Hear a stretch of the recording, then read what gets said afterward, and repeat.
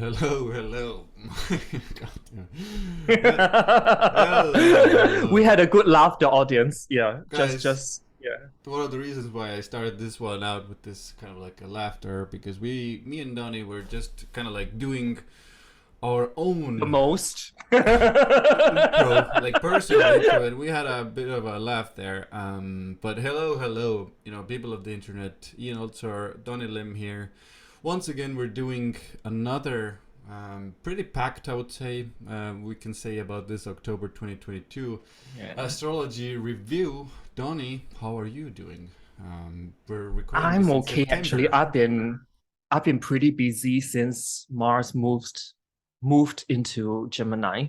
There's so many things going on. We've got back-to-back cheating scandals, very much Mars and Gemini energy. And we're gonna unwrap that in a bit. But then there's also like other stuff like, of course, we know what happened to the Queen and all the shenanigans that played out over there. And also there's like earthquakes in Mexico, Taiwan, the Pacific, Puerto Rico, Alaska also has got earthquakes. And also there's like Hurricane Fiona. And lately there's also Hurricane Ian, no pun intended, but it's called Ian, that's affecting Tampa, Florida, or the state of Florida directly. And this is leaning us into this eclipse season, in which we'll unpack later. Very ominous, I would say.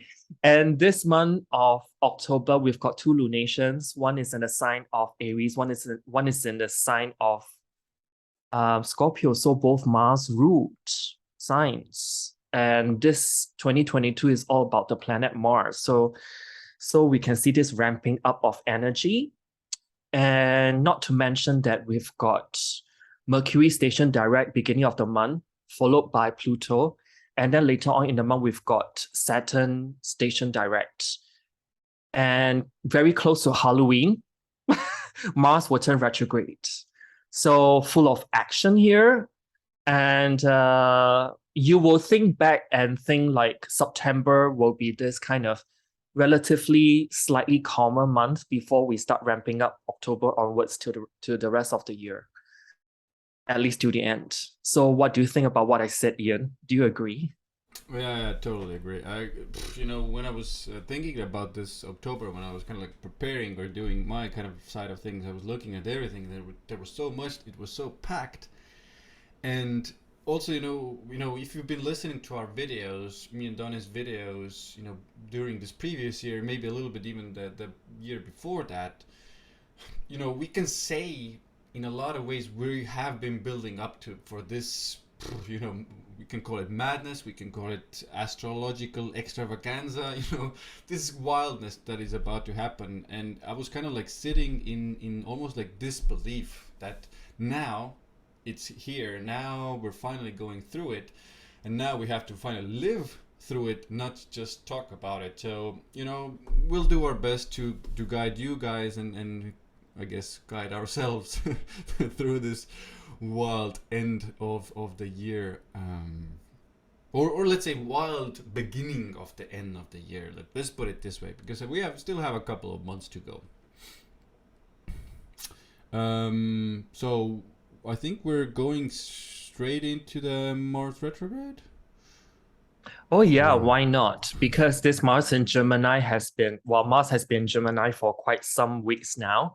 And talking about Mars retrograde in Gemini, there can be a lot of like repressed anger and communication meltdowns. I would call it that, or at least that's what the main themes are. That's what I can gather. And the Mars retrograde dates will be from October 30th, 2022. So just before Halloween, or it can be on Halloween, depending where you are in the world. And this will last till January 12th of next year, 2023. And Mars has already entered pre-retrograde shadow on September 3rd. So last month, beginning of last month. And this occurred at 8 degrees, 8 minutes of Gemini. And Mars will go retrograde on October 30th of this year. And it will happen at 25 degrees, 37 minutes of Gemini. And then Mars will turn direct on January 12th, 2023. at 8 degrees, 8 minutes of Gemini. And then last but not least, the post-retrograde period will last until March 15th of 2023, when Mars decides to leave 25 degrees, 37 minutes of Gemini. So you can imagine how long does Mars actually stay in Gemini for a good 7 to 8 months in total. And for this Mars retrograde, this will be passing over the USA natal Mars 3 times. So USA, basing on the natal chart of theirs, they will have 3 Mars returns. And when transit Mars actually stationed direct, it will be bang on top of their Uranus. Both Mars and Uranus are in their 7th house, by the way. So 7th house, one of the things can be like, political open enemies, so on and so forth. And then if you actually look back to my 2022 video, I actually mentioned that I think March 2023 onwards, there'll be like civil war-like energies brewing in the USA. And this Mars retrograde over USA's Mars and Uranus in their 7th house is like a prelude of sorts. But having said that, another country of interest will be the UK, because transit Mars will be trining UK's Ascendant 3 times, and UK's Ascendant is in Libra. Also, Mars will be out of bounds by declination, and this will happen on October 25th of this year, and this will continue all the way till March 3rd of next year. So for many, many months, and many astrologers have noted that out-of-bound planets actually behave more extremely, as though they are free from the sun's orbit, and that's why they are it's not bounded by the dominion of the sun in terms of being limited in that way. And so when we have an out-of-bounds Mars, this can show up as a fighter, someone who's like on the world stage. There can be a lot more daringness, a lot of like free-floating bursts of energy, courageousness, venturism, and we may want to take a chance on things as well. Mars in Gemini, or at least engage in stuff that has an element of danger. It's almost like flirting with danger kind of energy, but its negative traits can actually manifest as like furiousness, temper tantrums, outbursts of anger, and even violence. And if we think about Mars retrograde cycles, they actually occur every roughly 2 years, every 26 months, and repeat in the same zodiacal sign every 15 years. So the last Mars retrograde, if I look at it, that at least partially occurred in the sign of Gemini was in January 2008. And this was when Mars actually stationed retrograde initially in Cancer in December of 2007. Then it moves back into Gemini, and striking an opposition with Pluto across the Aries point around that time. And the Aries point is the 1st degree, actually of all the cardinal signs. So we're talking about 0 degrees of Aries, Cancer, Libra, and Capricorn.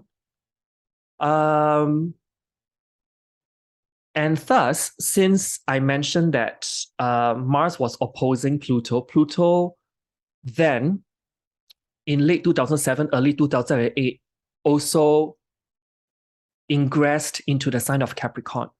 So January 2008 was, interestingly, the buildup of the global financial crisis, which impacted numerous world economies. And so if this Mars retrograde doesn't tell you something of that nature, that I don't know what is. And also, since the start of the 20th century, Mars actually spent an equal amount of continuous time in the sign of Gemini, around 218 days only once. And this actually occurred around August 23rd of 1943 all the way till March 28th of 1944. This is when World War II actually was taking place. And this is where Allied leaders have to devise a common goal as people work together with strategies that accommodates potential sudden last-minute changes, and also flexibilities on the fly regarding their plans. So when I actually think about Mars retrograde in Gemini, the meaning of it, I would say that what to avoid doing when Mars is retrograde is to undertake new initiatives or activities. But then what to do during this phase? Perhaps there'll be this kind of deep thinking and also inquisitive questioning, which is very Geminian. And since this Mars is in a sign of Gemini for so long, and is ruled by the clever and intelligent Mercury, I would say that you always be asking questions and trying to learn more about all sorts of different subjects. So this makes Mars in Gemini a powerful time to dive into your studies, write about perhaps a novel that you've been dreaming of, or socialize with your friends. However, I would say that because Mars in Gemini will encourage you to consume more information that you can keep up with it, because it's the energetic focus is to dig up so much information that it may also pave the way for gossip to run rampant as well. So the gossip columns will have field time. And also miscommunications could lead to salacious rumors, especially if certain details are taken out of context as well. This can occur with Mars in Gemini retrograde. And what you say will have the power to travel pretty far. So make sure that what you're saying is what you actually mean. So just, don't preach and do like half-ass truths or half-truths in general. And since this Mars will actually station direct also in the sign of Gemini, this may also bring about some kind of damning revelations as well. Because Gemini is that twin signs, right? So you may have clarity. Where have you lied to yourself? Where have you been kidding yourself? And Mars in Gemini, it also talks about the voting booth as well, where we are meant to exercise our personal choice. And this will further become a battleground, Mars. And I'm not even surprised that if countries who are having elections over this Mars in retrograde period, there'll be a lot of rabid gerrymandering and also racist voter suppression. This may also be one of the implications here. Or there's a general doubt over the point of one's vote will set in. And with so many overstimulation and doom messaging, which can be that Mars retrograde in Gemini, this can be like a post-economic meltdown of sorts in terms of malaise. And this may make everyone wonder what they want to do next, if their choices actually matter in the bigger scheme of things, and why should they even bother? And I know that the USA will have their midterm elections playing out over this Mars retrograde in Gemini, so look out for more shenanigans over there. So that is one of the things I want to mention. And also, if we think about Gemini as a sign as well, we can also explore a vast range of talents, options, and also possibilities over this period, this 7 to 8 months. And with that choice also comes in a lot of indecisions, ambiguity, and also paralysis as well, because, your mind is just too overloaded to even make a decision. So it's almost like you're playing a cassette on a loop, or you're like scrolling through for a streaming movie, just like flickering through and never deciding on one. And in the end, you may lose interest along the way as well. It may also be a time where there's a lot of there may not be much perspective or also wisdom because that lies in the opposite sign of Sagittarius. Gemini is more of like the short-sighted or myopic domain.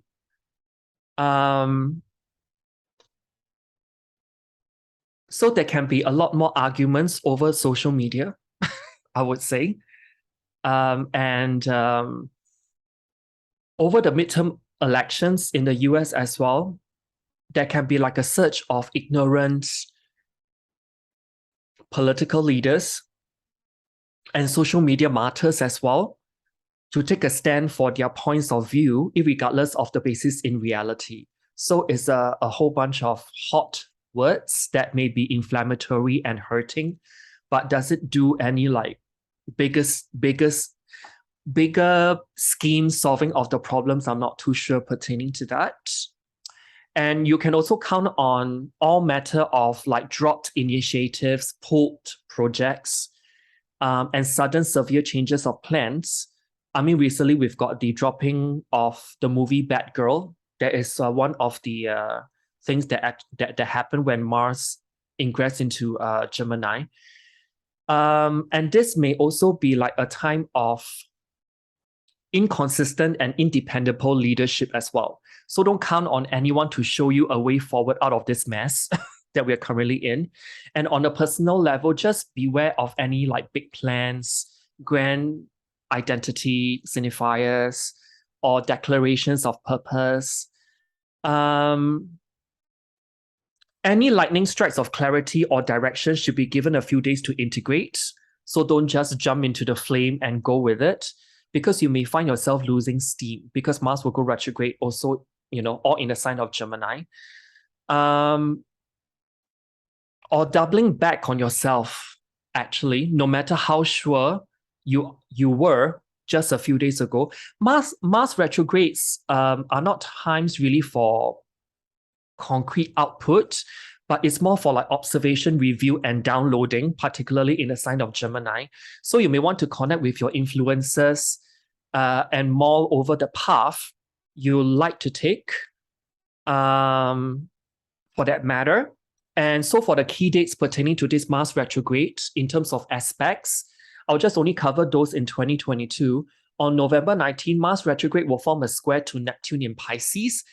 And this will make it hard for us to move forward. And this cosmic clash between these two planets escalate fears and phobias that have been dormant within ourselves. And the result can make us feel kind of unsure and stuck in some way, shape, or form. But the flip side is that we'll be drawn to mysterious people and situations that make us use our investigative skills as a matter of fact. But however, there'll be this underlying anxiety which will have an extreme effect on our emotional nature and create more issues down the road as well. And when this aspect actually occurs, your motivation, which is ruled by Mars, is likely to take a hit to its lowest point, while your fears, which is represented by Neptune, are at its most sky-high levels. And this combination can make it difficult for you to make decisions, halting progress in all areas of your life. And you may also have a general sense of, like I mentioned earlier, this anxiety that you don't know how to explain. You can't necessarily trace to any particular source, but do note that in astrology, all shall pass with time. So trust in that, because it will dissipate sooner or later. And then on November 28, Mars retrograde will actually form a trine to Saturn in Aquarius. This actually adds to the stabilizing energy while giving us structure. Foundations will seem stronger, even if it's temporary. Commitments are now possible, even though there may be some major changes once Mars turns direct in a sign of Gemini. One thing to note though, watch out for power struggles with those who are in authoritative roles and want to control us. So when November 28th comes around, you can have this kind of resurgence of energy and focus. And emotional balance may also improve, coming from just 9 days earlier when Mars retrograde squares Neptune. But however, end of November will just be a temporary respite, so get prepared for the shakeup to continue once the trine between Mars and Saturn actually breaks. So in terms of Mars retrograde in Gemini effects, I would say that it's the most intense for all the mutable signs. So all my fellow Gemini, Virgo, Sagittarius, and Pisces people, this can really be a time of change. And this retrograde will also expose phobias that will make this sign slow down and not take action. So it's more for like reflect and observe rather than like, be a warrior and go out there and really like make things materialize. This Mars in Gemini retrograde will be the most beneficial actually for the fixed signs, Taurus, Leo, Scorpio, and Aquarius, because it actually gives these 4 signs, respectively, a chance to reevaluate their financial plans and goals. And this Mars retrograde will be the easiest for the cardinal signs, and this will be Aries, Cancer, Libra, and Capricorn, because it's their chance to actually work through personal issues and to heal, for that matter. And so now let's move on to Mars retrograde with the 12 signs. So you may want to check your rising sign first. And then if you want to add on to the narrative, you may also want to check for your sun and moon sign in that order. So Ascendant, Sun, and Moon. I have a couple of words, maybe like a rapid fire that I would like to say about this Mars retrograde as well, and then we can continue to the predictions, guys. The predictions will come, don't worry. Every sign will get theirs. But I just want to, from an overall perspective, kind of remind everybody what the retrograde period itself can be about.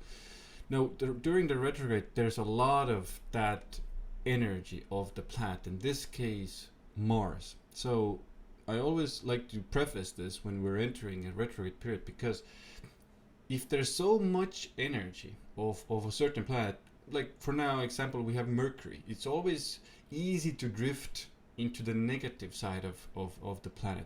And when we're talking about Mars, it's more felt than Venus or let's say Mercury, for example, because Mars, when we drift into the negative side of Mars or the darker side of Mars, it's about violence and aggression and fighting and all these sorts of things. So one of the biggest things we need to remember when we're entering literally the period, when we're actually in the period, is to use the higher, let's say, vibration or the good vibration side of the planet itself. And when we're talking about Mars, it's still taking action, it's being direct, it's having ambition and having courage. And sometimes like the positive side can be cutting off things as well, which is also, let's say, a good way to use Mars energy.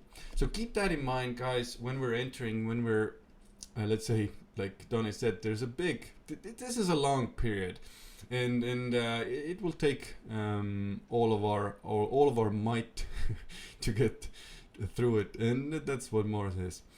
Now let's go into the rapid fire, and these are, let's say, things I did my best to put more personal manifestations that are maybe interpersonal in our personal lives, and then globally some manifestations that can happen as well.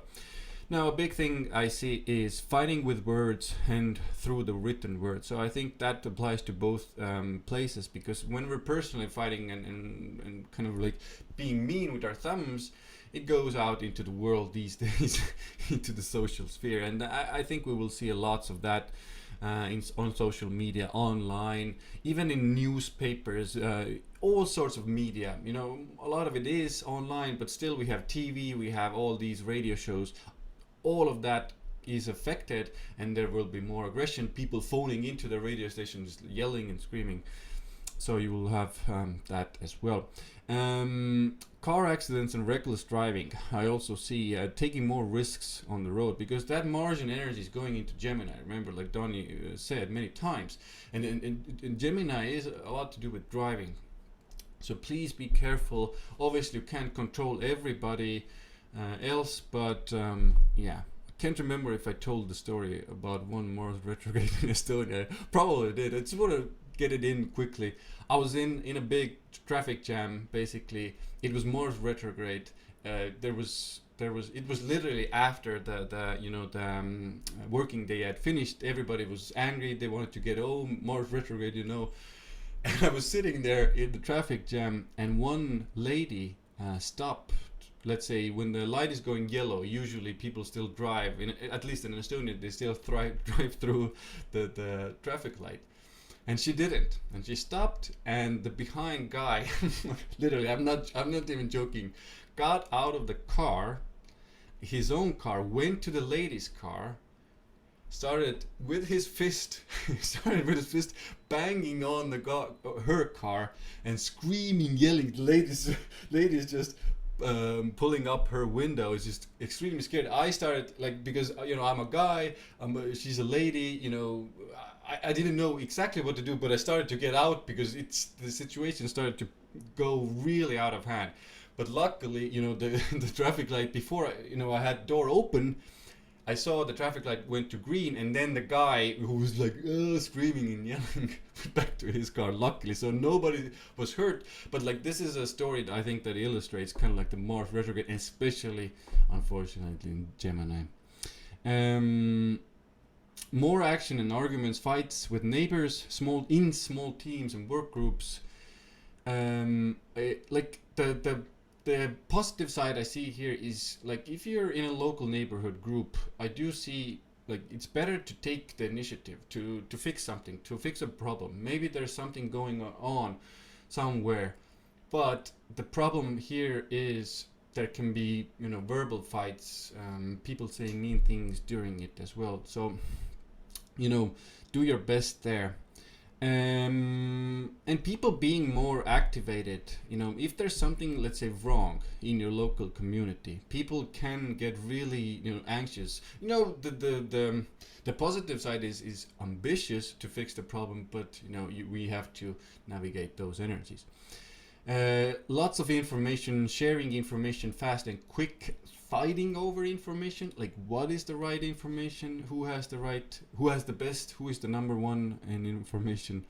The negative side is local neighborhood fires. I also put here, even like setting cars on fire, which is because we're entering also Saturn Uranus square, very close now, the final time. So the protests that are going on, I guess all over the world now, is we can see these types of aggression shown as well, like cars set on fire. Accidents when walking, rollerblading, cycling with vehicles, skiing, jogging. This is also a thing to look out for if you're going, let's say, if you're like a big rollerblader, be more careful. Basically is what I'm saying. More inflammation with the lungs, problems with the lungs in general. Also fingers, shoulders can have, I would say hands in general can have accidents and cuts. So in some cases burning, maybe if there's a hot pot, you go against the hot pot, you get, these types of burns. I unfortunately see a more increase in those. So like, I don't want to scare you guys, but like, if you're doing something a lot during a retrograde, and maybe there's 2 pots and 3 pots on the stove, and you remember this is like, okay, so calm down first and foremost, take it slowly, put the the oven gloves on, and you'll be fine. These are like small things to remember. So a lot of aggressive thoughts and thinking will happen as well in our minds, and especially with people who don't know this information. So suddenly their subconscious mind is kind of like just wants to like go into very aggressive side, and sexual thoughts as well. I think Donny mentioned this already, but like this sexual curiosity and a lot of sexual thinking is going. It's almost like a primal sexuality. Like Mars is a very, very primal sexuality, sexual energy. Well, Mars actually rules the phallic part of the body. Well, it does. Okay. Also, ambitious, aggressive marketing, also sales technique, because the Gemini has a lot to do with how we sell ourselves, actually, and a lot to do with marketing. So I see a lot of new tactics, let's say more aggressive tactics being used there. Like the positive side here is, guys, it's like when Gemini is a lot to do with, let's say, online business side of things. So when Mars is retrograde there, there's got to be some sort of usually problem there when it goes into the retrograde. So the retrograde period usually needs you to take action in that area and to fix it. So, it can be a book, sometimes it can be a website, it can be, like we're doing here, a video or something along these lines, and you need to fix these things. It needs your initiative, Mars, and it needs your action, again, Mars. A lot of stress with everyday activities, but again, if there's something wrong, you need to be, you need to be the initiative person here. I'm not saying like aggressively, just like dominate. No, just take the first step, take the action, take the call. Whatever it is that puts the gears going or wheels flowing. You do that. You do the action. Now, fighting with yourself in your mind. This is one that I put here as well. Now, arguments, competing fights with relatives and siblings as well, or people in the local environment. And sometimes, at the end of this period, this can lead to cutting them off from your life as well. Or sometimes it's them cutting you off. That can happen as well. Now, some of the global ones as well, and we can go to the predictions. I do see, guys. We already saw our country announcing mobilization into the V situation. I'm doing my best to avoid the algorithms here, but we will see, especially when we're building up to the retrograde. When, like Donny said, we're already in the shadow period when we're recording this and when this will be published. So when we're building up to the actual retrograde, this is the period. The closer we get, the more these types of events, mobilization, aggression, these fighting things. Unfortunately, I do see when we're building up to the retrograde, these events coming out more and more, and people getting more aggressive, taking more aggressive steps, and that will happen. Gemini is also adjacent country borders, right? Has Estonia close off their borders with Russia? Yeah. Okay. And also Lithuania and Finland, right? They have Lithuania, Finland, Latvia, Poland, okay. As well? Okay. Romania, even I would. okay. Oh no, maybe Romania is with Ukraine. I think Romania and Ukraine have a border. So this is that Mars and Gemini energy again. Yeah, it's not looking too good. Couple of things more. I think this retrograde period itself will show us, like a lot of the time, the retrograde period will show us almost like the real cost of violence and aggression. Like sometimes it's like there, and we're like maybe we're doing our own stuff and we're doing our own things, but now it's going to be like in our face news. Everything will be about this. It's going to be brought to the light and a reality check. We can't hide from it anymore. Like I think I mentioned this already, but sexual curiosity can mean like the desire to play around with multiple partners. Now I'm not saying you shouldn't or you should, but I'm saying this will be the energy that you will have to juggle, because some of you might be in a marriage that it's been going on for 15 years, and now all of a sudden you want that threesome. It's like have a bit of a talk first. maybe before you take that action. It confuses everything. But the energy is there. It's your free will. It's your decision. You make your big boys and girls. You make the decisions. Lots of justifications that are distorted about fighting for the right or some higher cause, and especially Donny already mentioned the Neptune Mars square. This is the really, like I would say, this is one of the aspects that will really bring this out. Oh, the last one: accidents and or fires with bridges, on the streets, corridors, or even with staircases. And later on, people have to fix and repair them. Okay, now we can do the predictions. Oh, I think just before that, I'll just like to close off this part and then we can move on to the 12 signs because Mars in Gemini can also be the cheater energy. And we've got Adam Levine and we've got also Nat from the Try Guys. So it's two, right? Twins.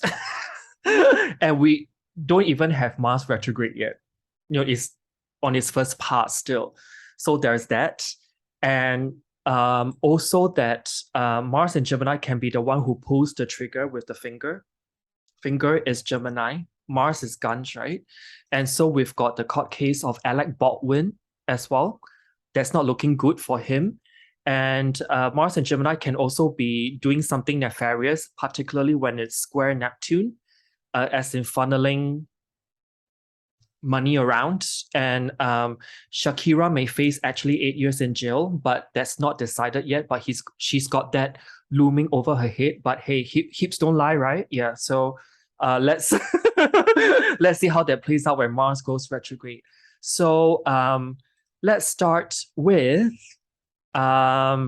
Aries. So you may want to listen for your rising first, then followed by Sun and Moon. If you want to, build a more holistic picture around this Mars retrograde period for you.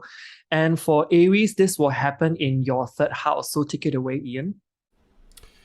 Yeah, guys, Aries. So I wrote them. Let's say it like this. I will be repeating a couple of words for each sign, so you know. So fighting Aries, fighting, taking action, competing, and fixing problems with vehicles in small team environments, websites, marketing campaigns.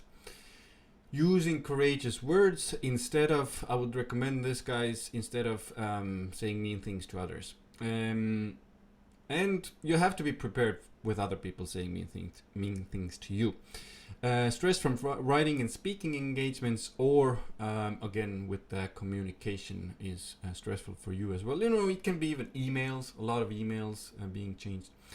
Need to be careful driving, jogging, cycling, rollerblading, cuts to hands and fingers, higher probability. Fixing problems actively in their local environment. It can be now with siblings, with relatives, or in small teams and groups, or even with your neighbors. Restless and ambitious thoughts, running mind, which can be aggressive and overly sexual.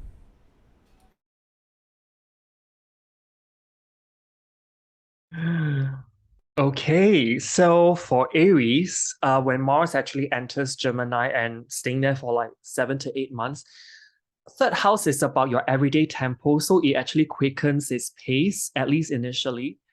And like a flame's hunger for oxygen, the desire to identify with your beliefs could feel incessant because Mars is to stand up for what you believe in. And if you notice yourself feeling kind of very quick to flare up, take a few moments or hours or days to check in with yourself because you are a Mars root sign, Aries, and tempers will inevitably run hot. So you may want to breathe deeply, stay hydrated because Mars can dehydrate the body. Third house is the lungs, and count to 10 will be your loyal ally to survive this Mars retrograde. One of the few things you can do. Do remember also that anger is a vital mobilizing force as well, but you're in control how to actually spin its fire or narrative, which is Gemini. Third house also rules the lower mind. So your lower mind can actually run 1,000,000 miles a minute. Unfortunately, you're not able to take on all the tasks that you wanted to because you're focusing on other ideas and endeavors, which can be like multi-directional, which can make you feel kind of scatterbrained. So before moving on to your next project, try to finish your thoughts on the one that you're working on first before moving on to your next one. then you can fully complete the project that you're working on without having the pressure of doing 2 or more projects at once, because that Gemini has got multiplicity built into that sign. Don't abandon ship until you have finished working on what you have started on. That's the best I can tell you for Aries. So Ian, how about for Taurus? This actually happens in their second house. Yeah, guys, Taurus. So, fighting, taking action, competing, and fixing problems with material resources, money, investments, material items. So, this can mean that something can break in your environment, something like a physical belonging, even needs to be fixed, or unfortunately, sometimes it even like burn. You burn it. Stress about finances. Taking action to fix these issues and problems, and need to take the initiative. Maybe it's rearranging some budgeting, maybe it's rearranging some accounts, maybe rearranging some investments as well. Maybe the downside or the negative side I need to warn you about is almost like taking too much risk, and taking and buying too quickly can be the thing as well here. Now, if it's something you've been wanting for a while and now leading up to this and it comes your way, of course, that's a good thing. But if it's an entirely new thing in the second house during the retrograde and you're like, oh, this is the best thing, I need to get it now, I would be like, is it really? You probably need to do a little bit more research into the possession itself. It can have some problem or quote unquote inflammation, again, something wrong with the item.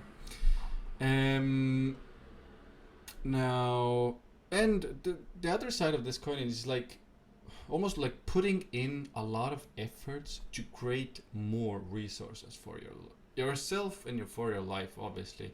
And that, if you put so much effort and so much action, it can create, again, stress. So do your best to find some sort of balance here, but it's Mars, so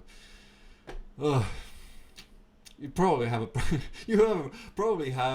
an issue with finding balance, but do your best and remember some of these words that we speak to you. Interesting, because I've written for Taurus. Since Mars will be retrograding in your second house, the first thing that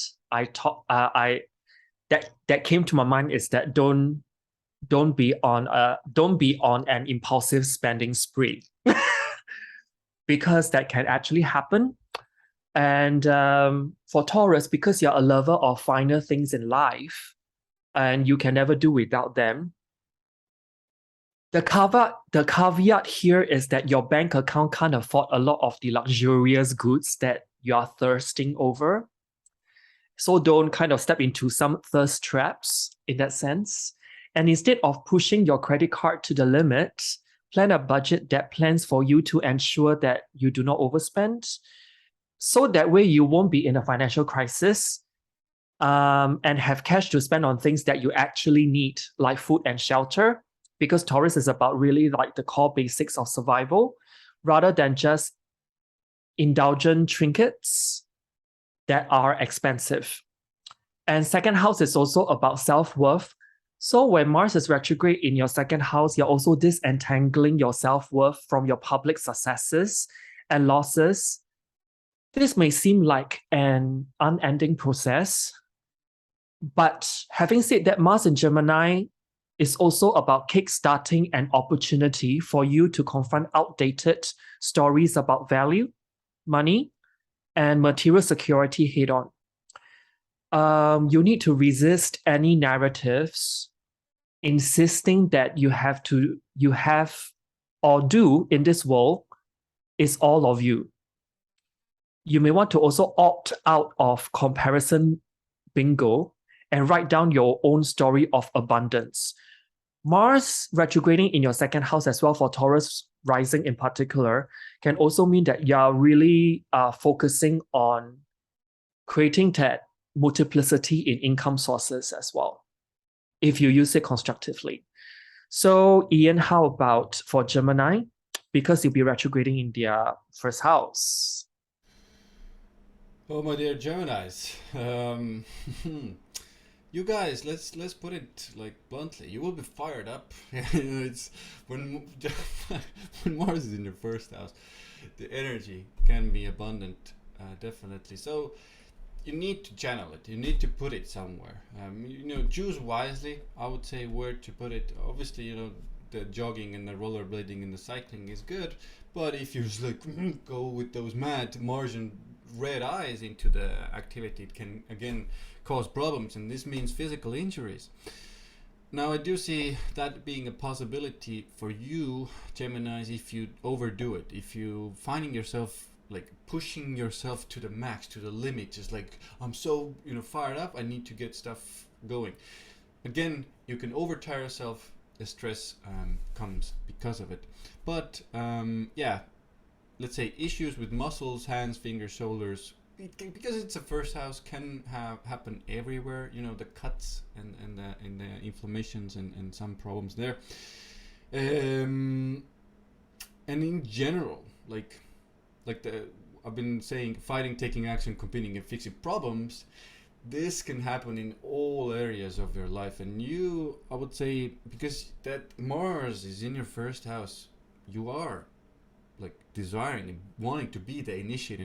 It gets so much, it's almost like you have to take the action to fix or whatever it is that is bothering you. So this is a period to do that, and you can do it. The energy is here, but the stress can happen there. You will most likely want to initiate also entirely new things, but here I think Donny mentioned it a little bit, like entirely new things I wouldn't say are the best things during the retrograde. If it's before the retrograde, it's a little bit better, but remember, Gemini is mutable, so it's making something better. So if it's something, let's say you have a project, maybe a business project or something else, now if there's a new beginning or new thing that needs initiative within that old thing, that is a better kind of like, let's say, manifestation or thing to do during the retrograde, to put efforts in and to fix and to make it, and take, let's say, take the little bit of a courageous initiative within that older thing, so that you can use and put your energy in to not overwhelm your physical body too much, I would say. Interesting, because for Gemini, I've written here that for the next 7 months, Mars will actually be amplifying you because it's happening in your sign, and you will be filled with a sense of vitality that radiates from the inside out, maybe too hot, because Mars is a hot planet, particularly if you're born during the day. Mars is also the planet of action and initiative. So when Mars is in your first house for extended period of time, it can actually stoke your inner flames that fuel your courage and motivation. And this shift actually invites like a whole flurry of activity and vigor to your days, or months in this case. But if you weren't already multitasking as a competitive sport, the mile-a-minute approach to your to-do starts now. Just remember that you don't have to do everything all at once, because Mars is an expert in decisiveness. You just have to prioritize what you want and barrel after it, one goal at a time, hopefully. And you may also find yourself having more temper tantrums in the process. Emotional meltdowns are also more normal. And since Mars is a very projective kind of energy, you may not have as much energy, will, or strength to argue. And you're opting to internalize your emotions, particularly in that retrograde phase of Mars. So you may be a bit more withdrawn in your social life when Mars turns retrograde in your first house, for that matter. But having said that, you can always find healthier ways to release your pent-up emotions. Perhaps like do something like yoga, kickboxing class, Mars, sports will actually help you clear all those pent-up energy and words that you cannot express, all whilst Mars is retrograde in your sign, Gemini. So, Ian, how about Cancer? This actually happens in their 12th house. So, Cancers, 12th house. Fighting, taking action, competing, fixing problems behind the scenes, and with foreigners, and even in your subconscious. So what does that mean? Because you will feel that Martian aggressiveness, that fiery Martian, the hot Martian energy, almost like simmering somewhere. It's like suppressed, and then it can, because it's 12th house, it does suppress a little bit, puts it under the cover somewhere, and then it kind of erupts when you're, let's say, maybe when you're alone, when you're in private, it can erupt there as well. For that, obviously, it's better to. It's hard to sleep when Mars is, especially retrograde in the 12th house. But if you can channel that energy, let's say, into hot yoga, for example, or some sort of these types of yogic spiritual activities where there's some sort of movement, it's not too aggressive, but there's some sort of physical movement going on. That's much better. And obviously with the 12th house, most of us know it's, the house of bed pleasures. So if Mars is there, you have a desire, certainly there for yourself to do those things, but you will most likely be more initiative to take the bull by the horns, so to speak, with your spouse or whoever it is that is there in your between your sheets. And God. Now, if you manage to sleep with and like, again, if you manage to put that energy into good use, obviously you get to sleep. But the dreams here with the Mars in the 12th house can be a little bit more sexual, again, sexual dreams, but it can be violent and aggressive. I know people with Mars in the 12th house who very often see violence and even wars very often in their dreams. So don't be alarmed that something is wrong with you or something is bad. No, it's a transit. You're experiencing that energy. The last thing I'll leave you with is, let's say, ambitious action taking behind the scenes. It's almost like an action taking in stealth mode. It's almost like hard to rest because Mars is in the house of rest. So resting is almost like a very physical, again, those activities I said. Make them as calm as possible with Mars, I would say here.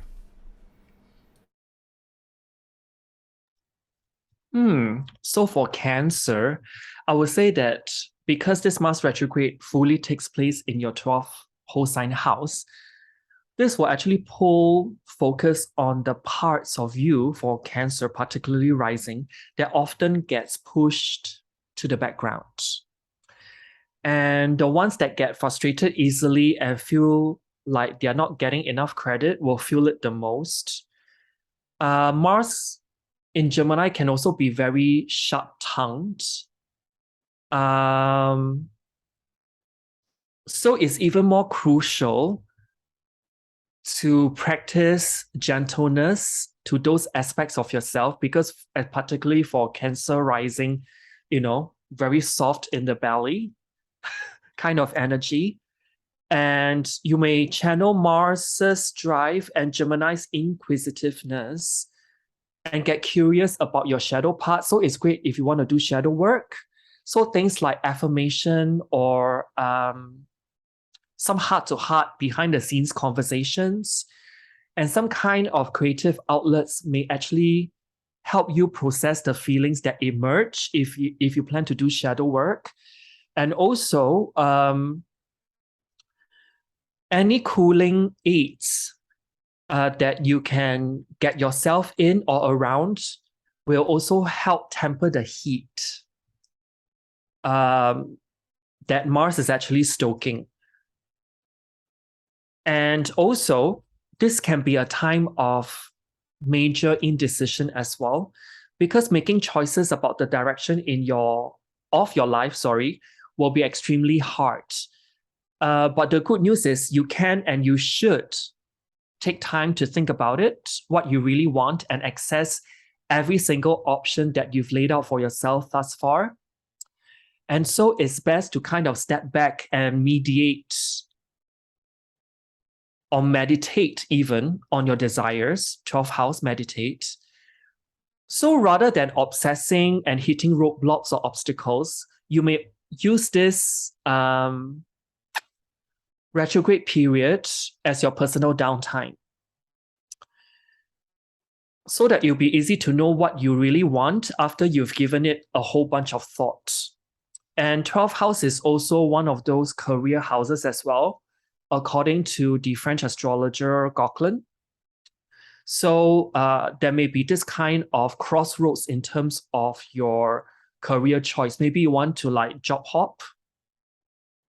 Over this period, you may want to take this time to consider your options and see what actually fits best. Don't feel like you have to rush into things. Maybe like better offers are coming along the way. So Ian, how about Leo? This happens in the 11th house. Oh yes. My fellow Leos. So we're going to be fighting, taking action, competing, fixing problems in regards to long-term goals, projects, dreams with friends. That's the unfortunate part, I would say. In social circles. Working towards gains and bonuses, as well as issues with friends, and can even have fights with friends through words, through written words, through messaging. And one of the things I wrote here was like fighting with friends and social groups in messenger groups, literally, like the Facebook messenger groups. Maybe you're part of a group and somebody comes in, you're like, oh my god, no, and you get the thumbs out, and it's like, grudgingly going against one another there. So how do I put this now? It's always your choice, and it's always the other person's choice. I tend to now mostly go into the place of what do I accomplish with this, and is there a thing to be accomplished? Can we find a common ground here? If not, I went into a very big dark hole in Twitter, it was a racial thing. I wouldn't recommend that to anybody. So I do see these things happening online now with this Mars and Leos, because it's in the 11th house, especially these social groups, social media, internet, everything. This can happen a lot for you or for us, unfortunately. I'll put my thumbs away as best as I can as well. Now, there can be, the fighting with the friends is just one thing, but it can arise, or a situation of friends with benefits, remember 11th house, or sexual tension towards somebody in your social group, or a friend maybe even, and you decide to take the plunge, so to speak. And having ambition, courage, taking risks, and putting in effort to achieve your long-term economic goals. Let's keep it at that, Leos. So for Leos, this Mars retrograde will happen in your 11th house. So 11th house can be your communal spaces, friend groups, and communities. This will all get activated. And Mars is a planet that loves independence. So this 7 to 8 month stint will remind you that to bond is to sometimes take action surrounding a common purpose. And this moment actually challenges you to balance your interests with those of the group. But that doesn't mean that you need to put yourself in the back seat. Coordination and communication are your tools of the trade over the next 7 to 8 months. So you may want to sync up with your cohorts. You may want to also dream as a group more boldly. And then you can trust yourself to take action when the time is right. 11th house is also about hopes and dreams as well. So everything that you're wanting to get done is taking slower than normal. And this may be potentially hard for you, Leo, particularly rising, especially since your ferocious energy likes to do everything at once at lightning speed. So try not to get too frustrated at those who are helping you and learn how to work cooperatively with others. Although the progress on endeavors and projects isn't moving as swiftly as you want to, it will come to fruition if you choose alternate methods and you're open to your team and also your friends or acquaintances' ideas. The last thing that I want to say is that you may learn that over this Mars retrograde in your 11th house, that you need to embrace the collective thought process for that matter. So Ian, how about for Virgo, this occurs in their 10th house. Be nice because I'm Virgo rising. I always do my best to be as nice as I can with my Virgos, because I have a lot of Virgos around and in my life. It's everywhere. So I think I appreciate you guys. Sometimes I'm a little bit hard on you because of your critical thinking, but I have a lot of appreciation for Virgos. But for you, this Mars retrograde. So fighting, taking action, competing, fixing problems with bosses, career, work, people at work, and work projects. This is one of the big, let's say, vocal points of this Mars retrograde. And I would say be on the lookout and be like prepared even for arguments and fighting at work, but also in places. It's a public house. It's the most public house you will get. And I would do see a potential here, almost like being out there. Maybe you're giving a speech, public speaking, maybe somewhere in a public forum, let's put it that way, and somebody challenges you, maybe you challenge another one, maybe you're the initiator, and that will trigger that type of a, let's say, bumping of heads and words in this case. But the positive side is feeling more ambitious, and not only feeling but taking courageous action to achieve more in your work and in the world itself. Or some of you who are in the corporate world, like taking those let's say more ambitious and courageous steps, like, oh, I'll take the initiative now and do my best to climb the corporate ladder higher. But you know, if it's too much, again, can put stress on you. But also remember, when I have a lot of people who have, you know, sometimes come to me with Mars in the 10th house, and a lot of that is conflict with bosses. So if you're there in a corporate setting, it can happen. And if you are taking the leap, maybe ambitiously, wanting to put more and going further, and even in your business, if you have your own business, you know, maybe some of those things or some of those people who are ahead of you already, you know, might not like it that much. And it can create competitive vibes between the two of you, or even more people. So be on the lookout for that. I wouldn't say, you know, dial yourself down. No, obviously you do you and you go after your things. But remember that if you are there courageously taking action and making your business happen, it doesn't always mean that everybody will be cheering you on. It sometimes can mean that somebody is like, what are they doing? You know? And you have to fight through it this time, guys.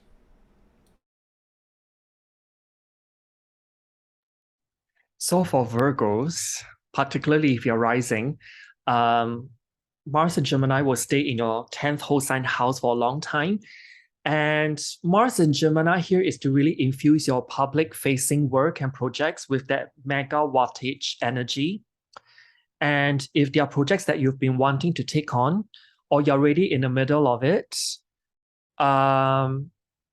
Mars and Gemini energy will actually offer you that dedicated space to channel your ambition. Mars and Gemini also reminds you that that the practical magic is your willpower, as well as your ability to make tough calls over this period. So you might be someone who can have 2 or more careers, because you do have, for Virgo rising, you have a Gemini midheaven by whole sign house system. So perhaps it's a time where Mars is there, that you may choose what to prioritize for yourself career-wise. And there may be a risk for you to burn out as well because of that Martian energy, that you'll be putting out a lot of stuff So take care in terms of burning out physically from in that perspective. And also there's a wanting to take charge and lead at your throne as well, since you're talking about the 10th house energy. And the caveat here is that if you don't feel that you're ready, then don't do it, because this Mars energy can make you extremely dominant, and sometimes unkind words or cutting words, Mars and Gemini, can be exchanged with another that no one really appreciates, really. And so before taking charge, allow yourself to understand the needs of others that you work with, as well as your friends and family as well. And you may find that the support that you need isn't a leader who dictates, but guidance and support in matters. 10th house can also be the influence of the dead as well. So when Mars in Gemini is there for extended period of time, there may be a lot of like bickering with the dead figure. It may not be the biological dead, but someone who's serving that purpose in your life as well. So how about Libra? Ian, this happens in their 9th house. Yeah, my fellow Libras, again, 9th house. Fighting, taking action, competing, and fixing problems with foreigners, mentors, father figures, teachers, travel. Remember, the 10th house can be, very often it is, one of the parents, very often the father. But in Vedic astrology, 9th house, and I have a lot of proof on this, is the father figure is very often also the 9th house. So remember, 10th, 9th can be quite similar regarding, let's say, the father figure.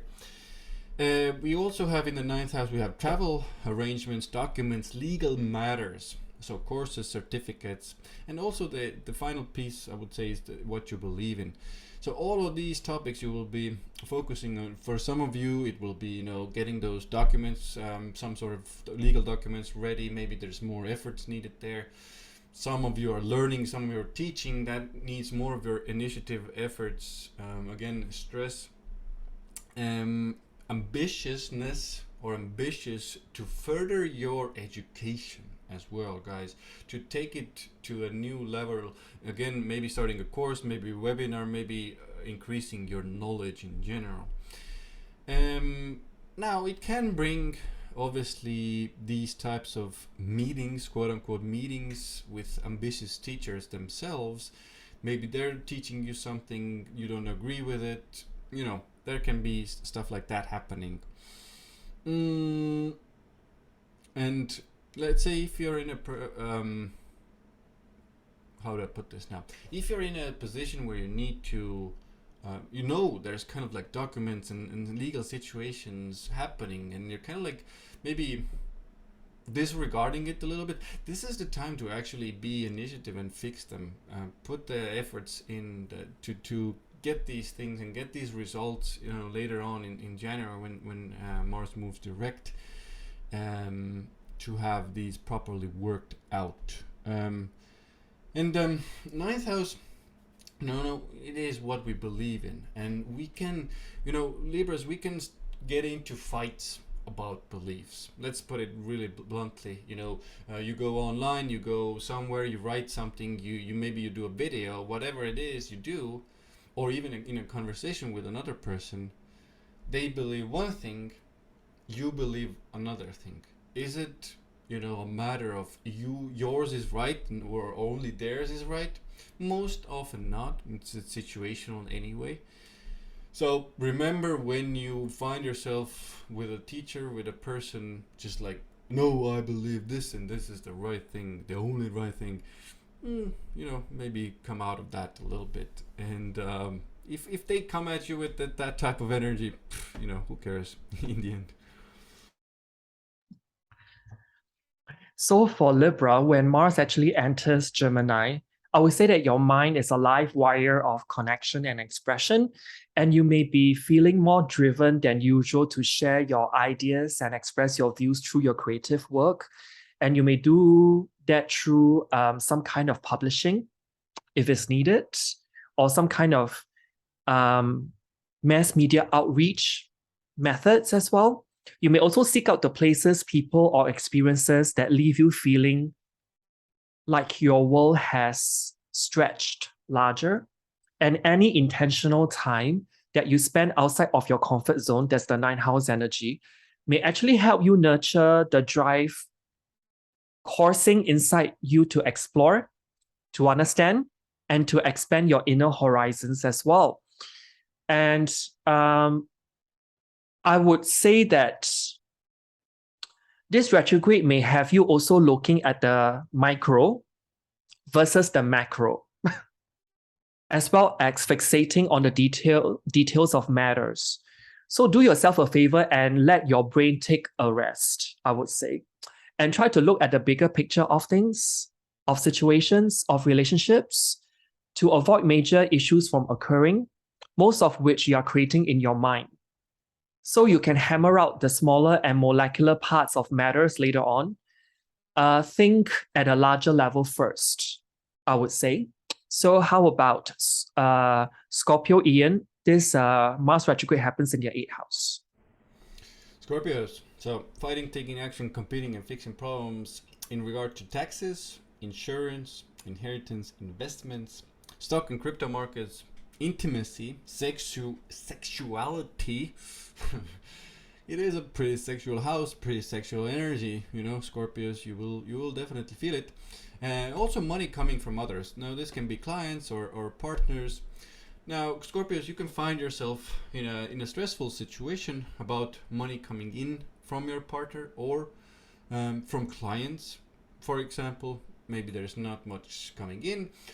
Now that will lead you to, you know, courageously, ambitiously wanting to fix these things, putting in more efforts, maybe to even help the partner, maybe to go after clients, or, you know, getting a new financial advisor, for example, or pushing your financial advisor or bookkeeper to find these solutions. Arguments and fights with words or written can arise from one side wanting more out of the situation. Now this can again be a client, be a partner, all these people I mentioned. A word of caution: if you are you know, investing in the markets, putting money into the markets, there is whenever Mars is there, it's almost like a new wave of courage comes your way, in the desire and the will even to take risks and more risks. Now don't be hasty. I would say the current market conditions are pretty wild, and you know, consider and take it slowly when you start to do it, if at all possible. I know it's difficult. So I think for Scorpios, you are actually drawn or maybe pushed even by Mars in Gemini to get to know your agency around the outside sources of resources in your life. This can be loans, grants, inheritances, scholarships, and shared bank accounts that take center stage for you over the next 7 to 8 months. And you are perhaps excavating or perhaps redefining the ways that you work and communicate these parts of your life. And you may also notice like a new laser sharp ability to articulate the griefs that you've been carrying around for a while. That's the 8th house. And this time actually highlights the ways you are and are not willing to take action. Because you are also a Mars root sign, Scorpio.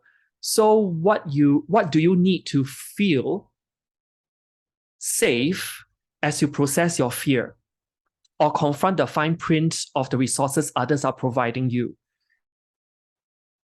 By channeling Mars's grit and make time for the things that leave you feeling refreshed and in touch with your resolve, agency, and sense of self might be the best course of action that you can take for your own sake. And you may also be consolidating some kind of debt or applying for a loan as well. And since Mars will be retrograding in that house that rules these things, this can be like a tedious process, but perhaps it's also essential for you to do over this time as well. And interest rates and mortgage rates may be out of your price range over this time.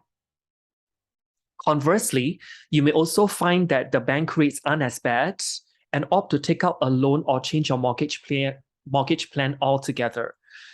I think the bottom line here is that you need to discuss matters with a financial advisor or banker, which is a very 8th house thing, to make sure that you're on the right path to financial wellness. This can also apply to you also maybe switching out your insurance premiums and plans as well, also 8th house stuff. Don't be afraid or too stubborn to ask for help. That's what I would say. So how about Sagittarius, Ian? It happens in your 7th. Yeah, guys, 7th house. So a lot to do with, relationships.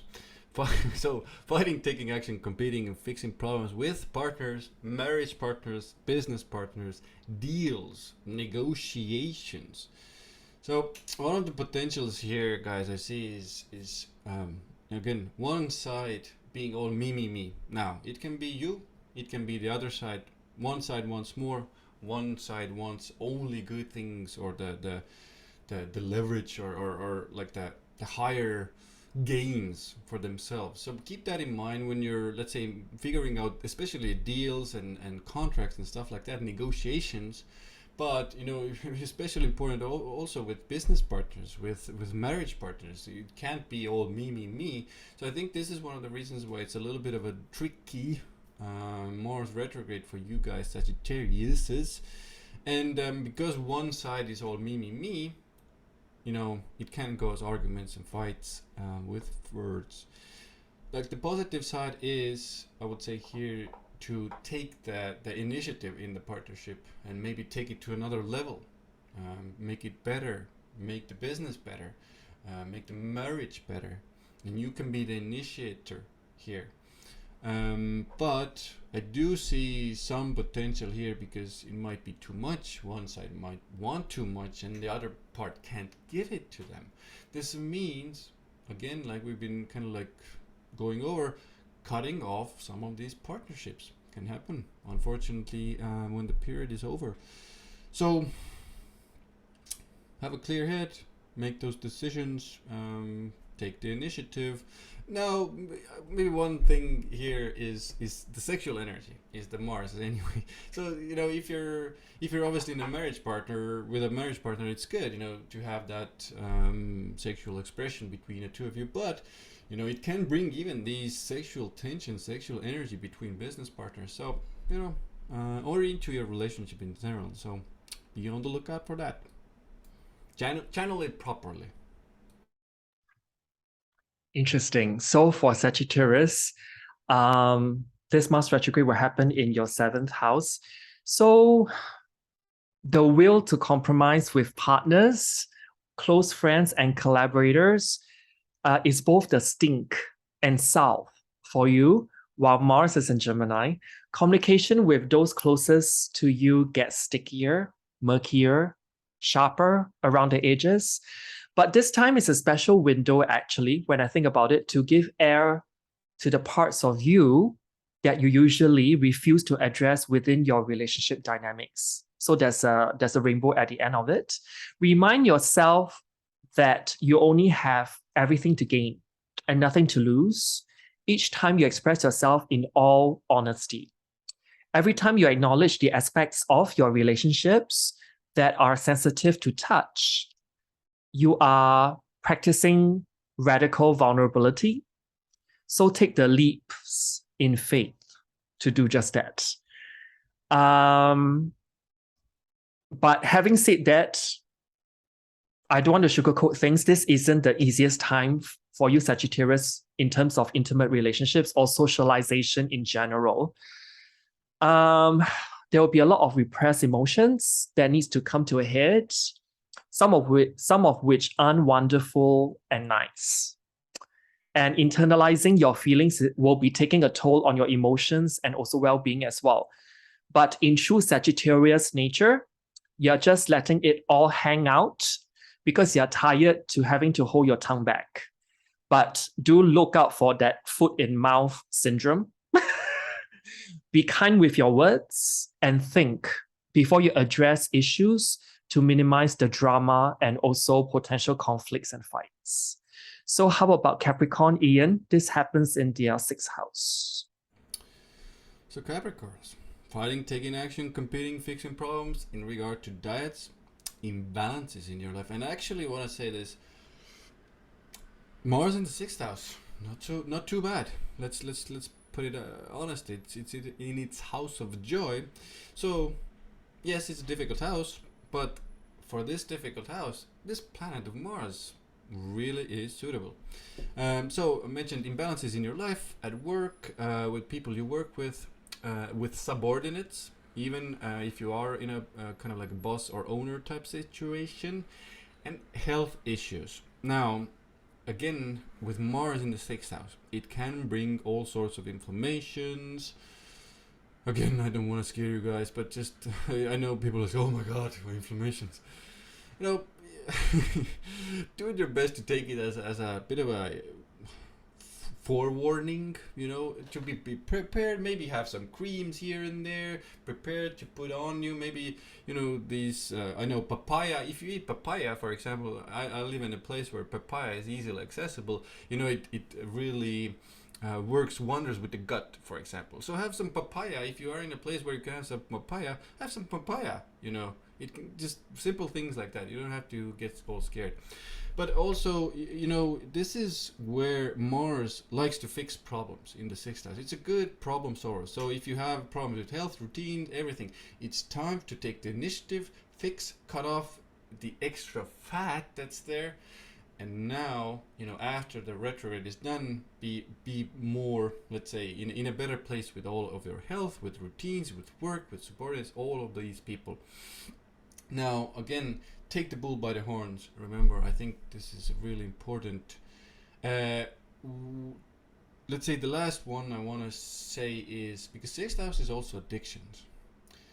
Now, this is a time to cut them off, but it won't be, I would say, it won't be super easy, because it's such a long time. It's a retrograde. It takes longer time to get it off, but it's a again, remember, Mars cuts off. Mars does well here. So you have a chance now to really give it a go. Maybe if you're smoking, I wouldn't recommend smoking at all if you have natally Mars in Gemini, you know, with the things, with the lungs and everything. But guys, opportunity for you here, Capricorns, to cut those silly things out of your life and live a more healthier and balanced life after the retrograde.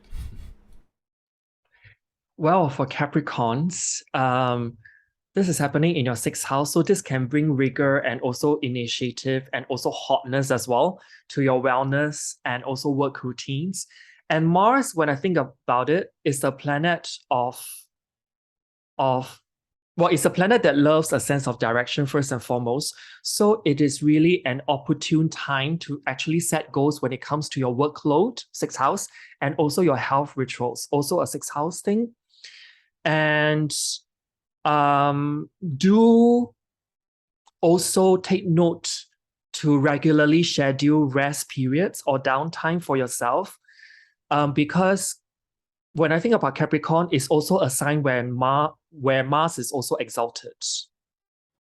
So since it's occurring 6 signs from from Capricorn itself, I would say that you may want to actually slightly underschedule yourself, because that Gemini may flip things on its head and there may be a lot of flexibility that needs to be catered to. And you may also experiment with practices that help you release the extra heat that Mars represents. So you may consider things such as breath work, Gemini, breath, cucumber facials, and also cool baths. And in your everyday life or mundane reality, which is also the 6th house, there can be this sense of your patience running short in supply as well. So use this time to implement self-care into your daily routine instead of always being on the go. I think that's the better way I can put it. And if you can take a step back, take that moment from your extensive hustle of life, which I know Capricorns love that, you will feel somewhat calmer and at peace. And although you'll be tempted to take on extensive projects that require your complete attention, I think it is best over this Mars retrograde to plan them so that you can put them in the back burner for now and focus solely on yourself, as well as some well-deserved rest and relax, or R&R. So how about Aquarius, Ian? This happens in your 5th house.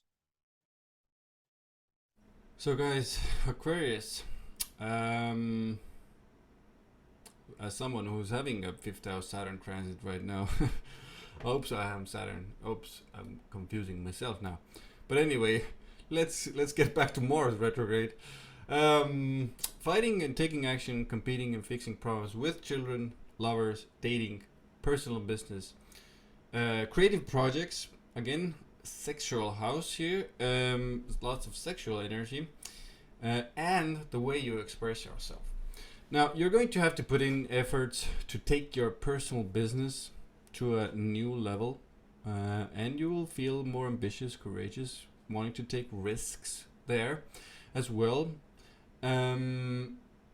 Those of you who are in the dating scene, you're going to be picking up that phone and sexting, let's put it that way. But you're going to send those sexy messages to your lovers. And there's going to be no innuendos. It's more going to be like, I want you now, basically. It's, you know, remember Mars is direct. It's not like, oh, you know, maybe we'll just Netflix and chill. No, it's like, let's, you know, you I can't say the next sentence. But it's going to be a pretty you know, ambitious time for the sexual activities in this 5th house, and you're going to have that courage to finally ask that love interest out as well. What else did I want to say about you guys as Aquarius? I think I got, you know, Mars brings, or you will have more courage to bring yourself out as well, more courageously. It can cause, obviously, fights here and there because, you know, it can seem like you're too much. Your expression, your self-expression is almost like too much for others. But, you know, who cares?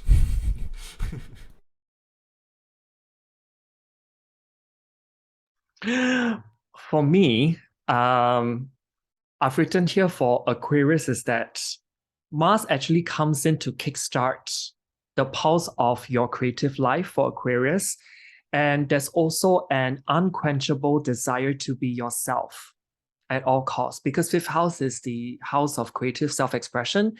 5th house, if I were to use derivative houses, is also about expression of who you are, coming from the perspective of your core sexual identity. Because 5th house is the 10th, is 10 houses away from the 8th. So some of you Aquarius, particularly rising people, may choose to come out of the closet if you have been feeling like you're in the closet for too long. And this also is true for Scorpio rising as well, because this Mars retrograde will happen in your 8th house of core sexual identity. So, you know, Scorpio and Aquarius, it might be a time to come out of the closet and wave whatever flag that you identify with sexually. Because to express who you are and what you are, it's so important when Mars is in, you know, your 5th house, particularly for Aquarius. And this is through as many creative outlets as possible. So some of you may want to put on a one-man show. Perhaps you want to paint a mural. Maybe you want to paint yourself. Maybe you want to collage the entire wall. Maybe you want to adorn yourself in the most bold dress-up attire. or you may want to write your own personal manifesto for living life to the fullest. Maybe you want to lean into caps lock and put as many exclamation marks in your text as you want. You may also seek out loudspeakers and take charge of the karaoke mic. Sing loud, change the lyrics, then pick your favorite power ballad without being apologetic about it. Yeah, just have fun. I would say fifth house is, is about the having fun energy, and your creative flow will be nonetheless feeling the up and down energy over the upcoming 7 to 8 months because of that retrograde period. But there will be instances whereby one moment you have a wonderful idea, then you realize how hard it is to make it into a reality. So instead of forcing the process, you may want to keep a journal, Gemini, of all your ideas and thoughts, and that way you can ensure that everything is ready for the time that you can actually try things out, to experiment, that Geminian energy, and have the time and drive to do just that. Plus, you won't start projects that you can't finish by using this method in your artistic practice as well. So it's all about... Fifth house is also the house of entrepreneurship. So for Aquarius rising, you may have something that's brewing in your mind to start your own business. But I would say that when Mars finally turns direct in January of next year, that's when you can have that full green light to kind of to do that after some assimilation and also some refinement, of course. So Ian, the last sign, Pisces, this actually happens in their fourth house. So guys, finally, Pisces, always the last, never the first. But for you guys, fighting, taking action, competing, fixing problems with family, mother figure usually, family members in general, the home environment, the home itself, real estate if you have it. And the next ones are emotional happiness and safety. Many of you will take on home improvement projects that need a lot of your own efforts.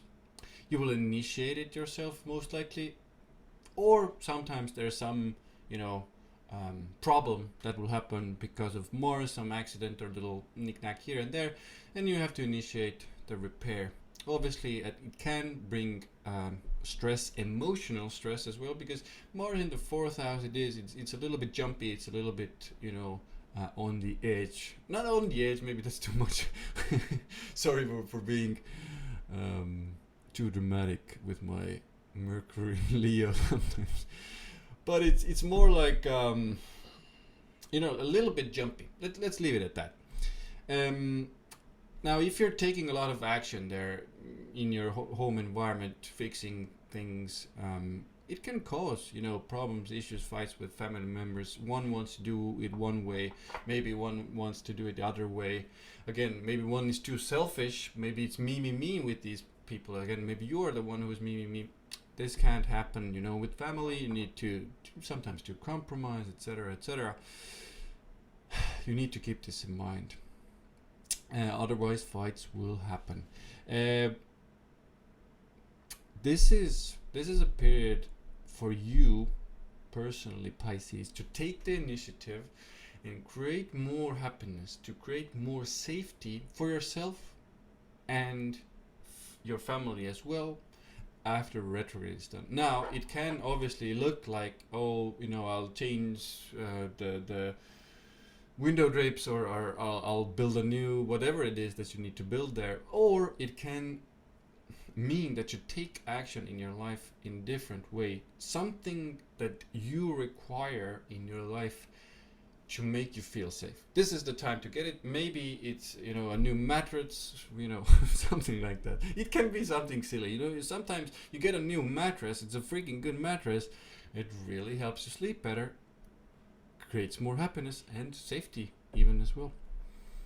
So, but like the last sentence I want to give you, Pisces, it's like sometimes with this energy it can get so big with the family members. For a time you might decide like, I'm done, I don't want to deal with this person as well. Let's say if it's a little bit somewhere they live up, a little bit away, and the fight happens, for example.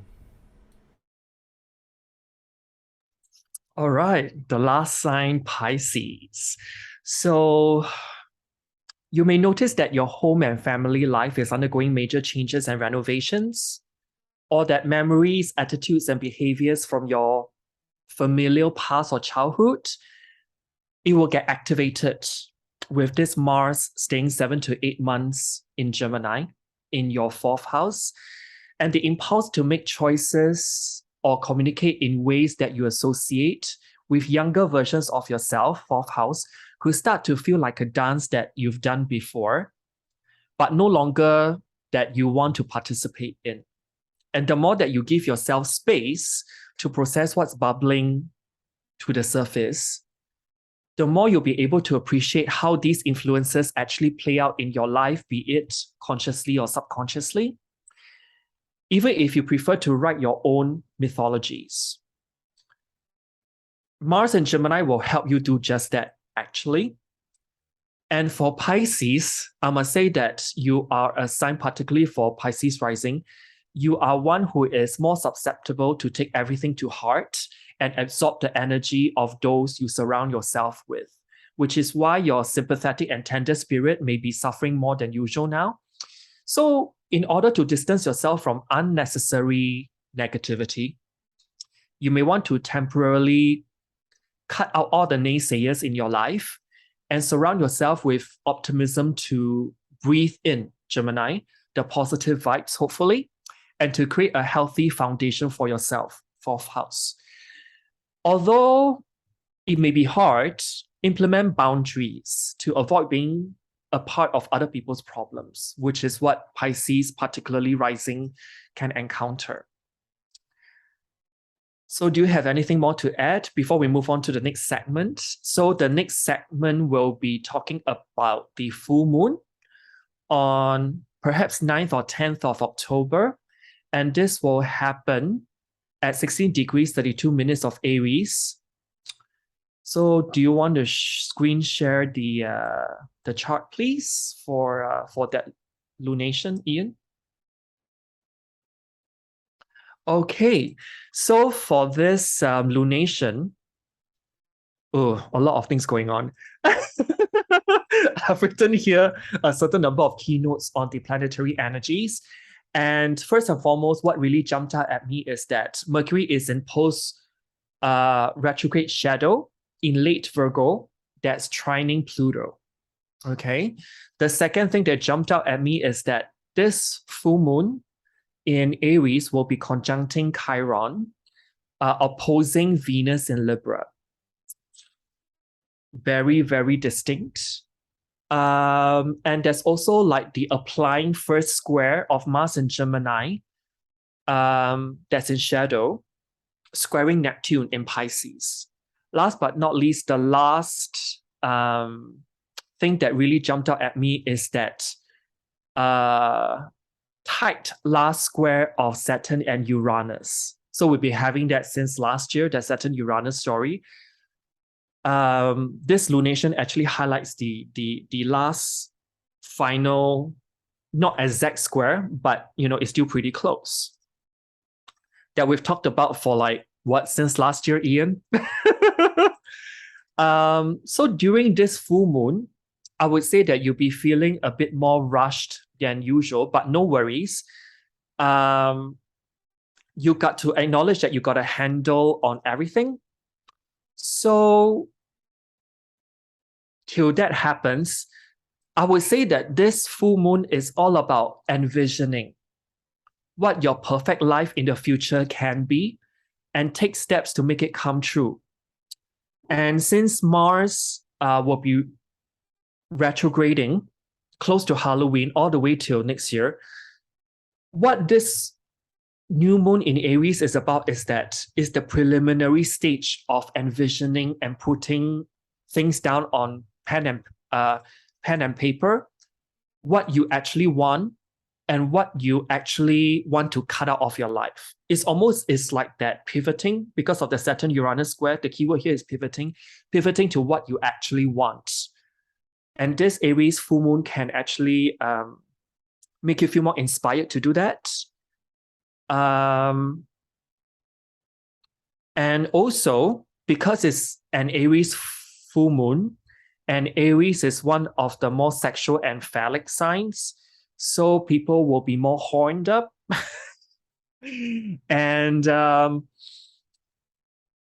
you know, all those doing the deeds, you know, as we all know. Some of you may be experiencing the best, you know, the best dam bursting sex of your life as well. And now let's move on to that moon and Chiron conjunction over this Aries full moon. This actually tells me that, or the message is that we need to allow ourselves to be guided by instinct. Because if we don't do this, we may suffer because we actually develop this inability to act on our instincts. And this full moon in Aries can also help us to transcend the dramas of family and learning to love family without being controlled or be negatively influenced by them. It's also the quest for and finding of the spiritual family as well. When I think about moon and Chiron together, and this is a very good full moon to let go of the past, for that matter, or seeing the past in a spiritual light, which helps to release any form of regrets that you may have, for that matter. And it also really challenges us to move through emotions, particularly those that have become stagnant and fixated, because the cardinal nature of Aries can help us kind of shift things in a positive direction if we choose to. And when I think about Chiron and the moon combination, this can actually be clearing of the emotional body. And this can be some kind of exorcism of skeletons or ghosts of the past. So some kind of inconvenient truths, if you have been bearing some stuff in the closet for too long, over this Aries new moon, it can all be, you know, busted out into the open. Because the ruler of everything in Aries is that Mars in Gemini squaring Neptune. Neptune rules secrets. So all that is buried will need to come out. So if you have been kind of suppressing some stuff or doing some kind of shady underdealings, this full moon may not be exactly great for you. And so if we actually lump in that Venus into the equation, this actually tells me that there may be more cheating scandals that may surface over this full moon as well in Aries. And if we were to apply this lunation to some country charts, the one that really popped out to me the most is the USA chart, because leading up to this full moon, I actually used the US Liberty chart. Leading up to this full moon, there's this kind of energy of like mounting losses. And this creates some kind of low confidence and a lot of like confusion and disbelief as well. If I were to like look at the energy of this lunation in comparison to the USA Liberty chart. And over this full moon in Aries as well, this may trigger in the USA chart some kind of events that points to like violence on a national level. And not to forget that USA has got Mars in the third decan of Gemini as well, in their seventh house. So over this Aries full moon, USA will be having their first Mars return. Leading up to this lunation, with Neptune, which is squared in this lunation, opposite the Neptune of the USA chart. And last but not least, the Venus in this Aries lunation chart is applying to conjunct the Saturn of the USA Liberty chart as well. So all this is really pointing to all these potentially triggering energies. And if I were to look at the UK Union chart,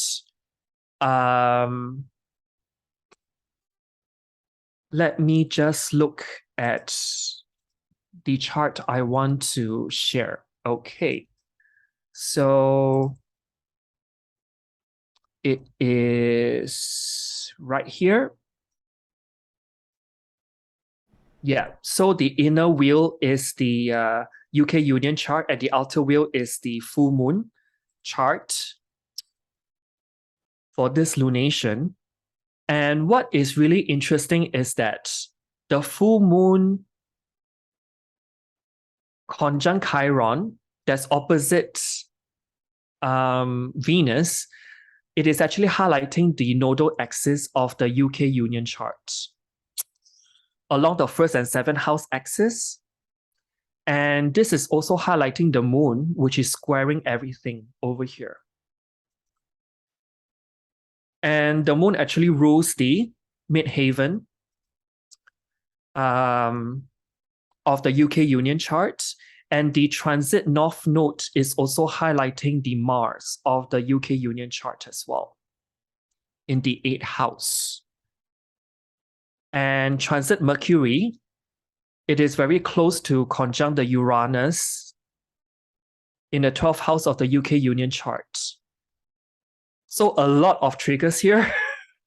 And there's also the tight transit Saturn-Uranus square that forms a T-square with UK's 6th house ruler Neptune over here. So everything that's highlighted in blue. What this is telling me is that UK is still a nation still in mourning, with the reset button being pressed, and that's due to the Queen's passing together, with gloomy dark ages like winter season coming up, and not to mention that their hyperinflation in terms of their energy bills. And also, this highlights the recent fiasco of the mini budget that's presented by the new PM and the Tories. And they've been slaughtered up, down, left, and right. And this really is also talking about that, the backlash that they are facing regarding using the trickle-down economy as their mini budget plan.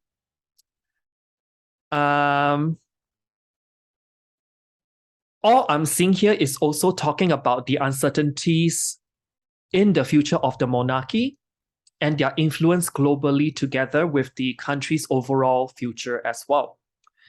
And I do see a lot of angst and anger, and this may not be only be talking about the mini budget that was presented earlier, but this also can be a nation in fury digesting the fact that Prince Andrew becomes a deputy king for King Charles. Not to mention that there was protests of not my king signs written by protesters. Is that Mars in Gemini energy, highlighting their Lilith in the 9th house. And not to mention that the UK is also a nation that has a lingering fear of implications pertaining to the first country, potentially, to fully implement or roll out the digital pound, since the Queen basically took the pound note together with her to the grave. And if I were to apply this lunation and apply it using the astrocartography map, over in Victoria in Australia, Pluto is anti-culminating over this lunation, which means that Pluto is around the 4th house cusp over that locality in Australia, with the North Node and Uranus setting over Victoria State in Australia, this may actually be pointing towards the Victoria State election, but also there can be this kind of increasing pushback of wokeism agendas being spread in the state as well. And last but not least, there's also protests for Australia to become a republic over there in Victoria, Australia. So I guess that's all I have in terms of this lunation. Last but not least, this lunation, 18 months after this full moon, we are going to have let me just check, a total solar eclipse happening very close to this sign and this degree. So look out for things that's happening in your life. If you've got planets triggered by this full moon,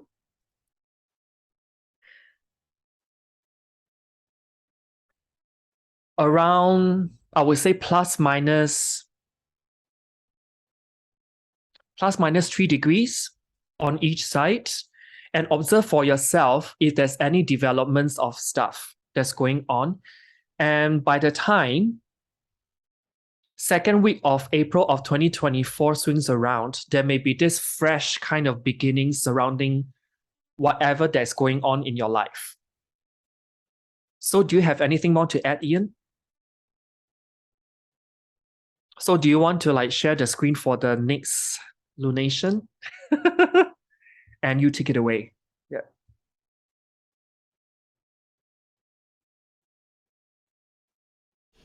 Yeah, guys. So we're entering this. Where is it now? There it is. So we, in my mind, we've already entered the Scorpio, let's say, or generally eclipse season. We can put it this way, and it's going to be, I would say, one really intense one. Because the first one, as you can see here, coming in October, is in the sign of Scorpio. And a lot of you already know, those of you who don't know, Moon doesn't do really well in the sign of Scorpio. So if you remember, we just had or maybe just in the spring, we had a full moon eclipse in the sign of Scorpio. So this is the most, let's say, recent eclipse. So the lunar and the solar, obviously, eclipses are, I would say lunar is a little bit down regarding intensity, and the solar is up, let's say, regarding intensity. So if you even pulled yourself a little bit back to that spring, remember how intense emotionally the situation was. Now you can amplify that even more and put some, and throws in some dynamite basically, and that's how you get it. That's how you get the freaking solar eclipse that is coming. And I think I also wanted to bring an analogy here to not make it only doom and gloom and only bad, but I do like to compare, let's say, especially new moon solar eclipses and new moons to a lesser degree to a supernova. So, you know, if you know what a supernova does, it's kind of like the pressure drops massively before the, let's say, the massive explosion is going to happen. And this is one of the ways I like to compare, because what happens when we build up to the solar eclipse, the new moon, the energy contracts, to me, in a lot of ways. It's in a big way it contracts. What does this contraction very often mean? It means something happens and something you see is not working. Something, especially when we're talking right now, this in Scorpio, something traumatic can happen, something painful, something triggering can happen, and the energy contracts, the internal letting go, and sometimes the external letting go needs to happen because of this event.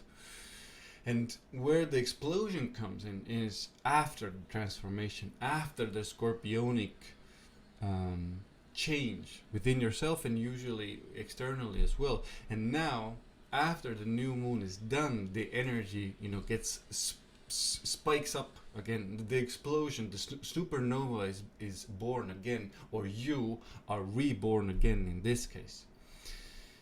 And why I want to share you this story was it's not the let's say the easiest of eclipses to go through, and we need to be prepared because it's not.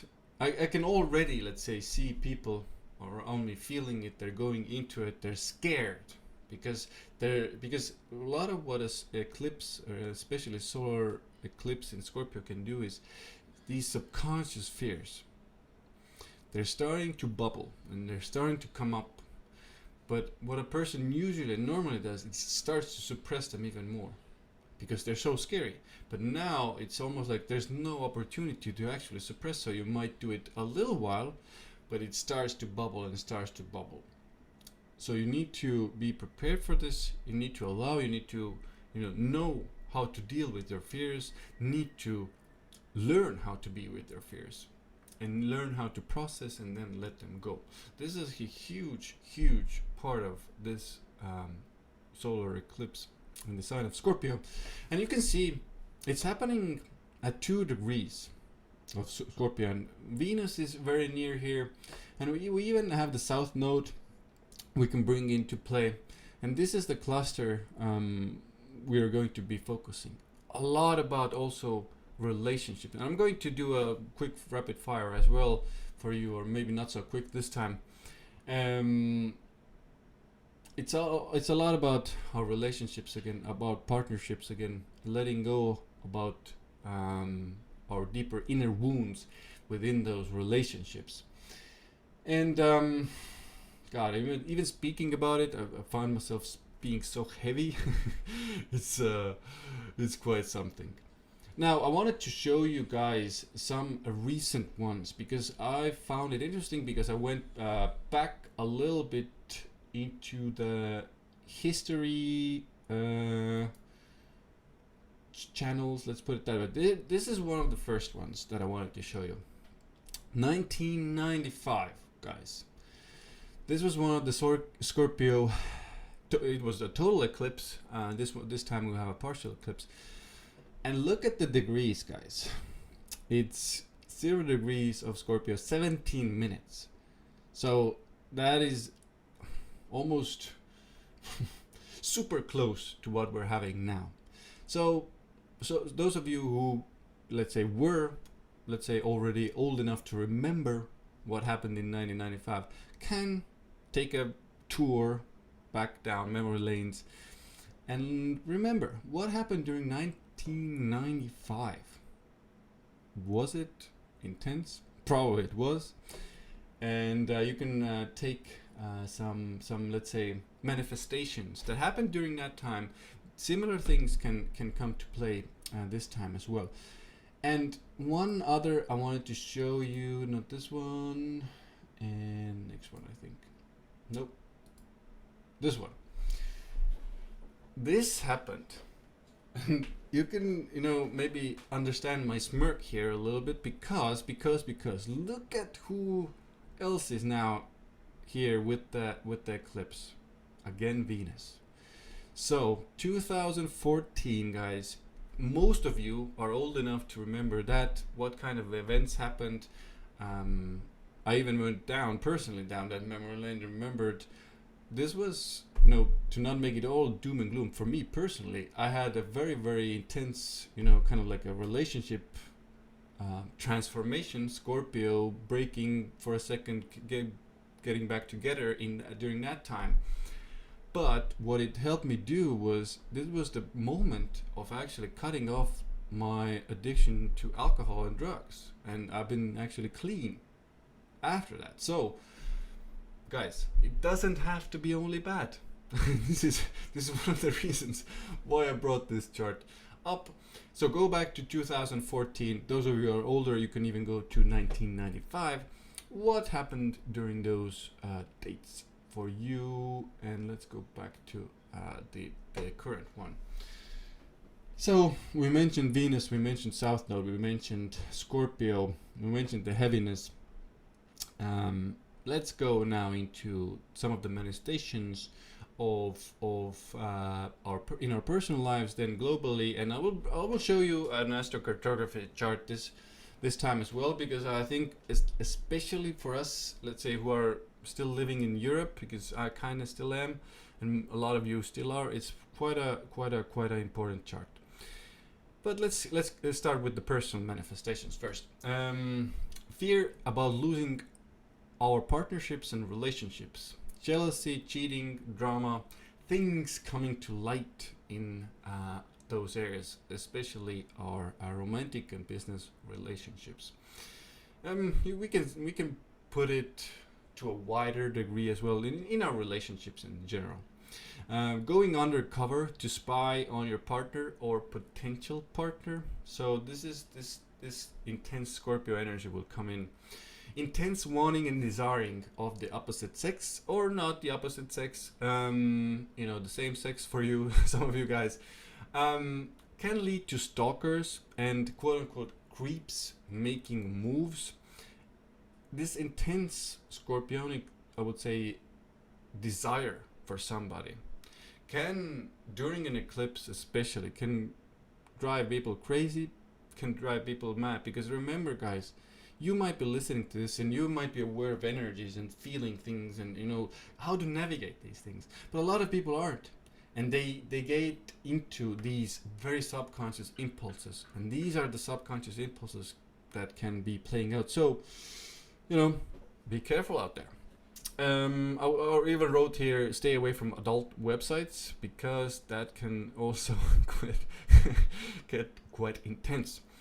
Wanting to control the partner can lead to the other party or the other person feeling smothered in the relationship. Lots of control issues, power issues in relationships. Having to let go of partnerships and relationships that no longer serve us. Inner wounds, our deepest pains, definitely triggered here.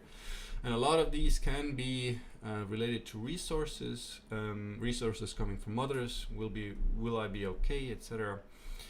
Living in anxiety and fear without knowing where it's coming from. I think this is one of the really big ones. This is one of the things I mentioned already with the suppression, because I noticed this a lot during the full moon eclipse. People were really afraid, and when I asked them why they're afraid, they didn't know. And this I do see repeating now, definitely on a bigger scale and deeper and even like more painfully. Being afraid of controlled by others, just maybe even not, somebody is not controlling you, but even the government, even these institutions, or even criminal. And I do see criminal activity being more emphasized, more news about it, more criminals doing these things, unfortunately, during this eclipse as well.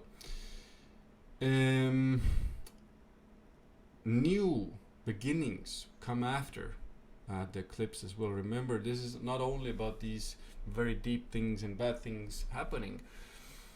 When we let go, the new things start, and the new beginnings happen. We're going to happen along the lines of relationships, about resources coming from others, taxes, insurance, inheritance.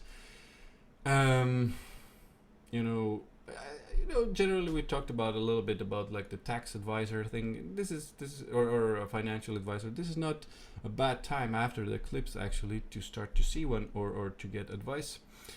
Because you might see nothing is or something is not working even in your resources that are coming from others, or taxes, or your business expenses. Maybe something you need some advice. So these new beginnings will happen. A lot of fear about losing clients' resources. And especially if, let's say, you're an entrepreneur or something similar, you get money from clients. We're in deep crisis right now in the world, and this will trigger this even more.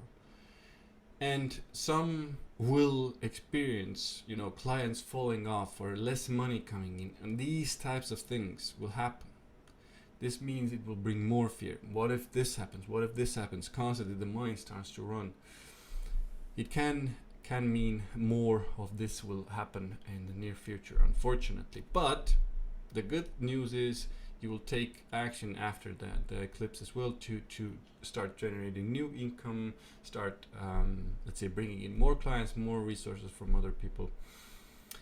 This is happening also. The let's say the inner wounds and the trauma we're going to release, and it's going to come up. If you manage to release it and let go, and I don't think there's any other way, unfortunately, that will actually help you. I want to just say this will actually help you later to create more resources and show up in the world better.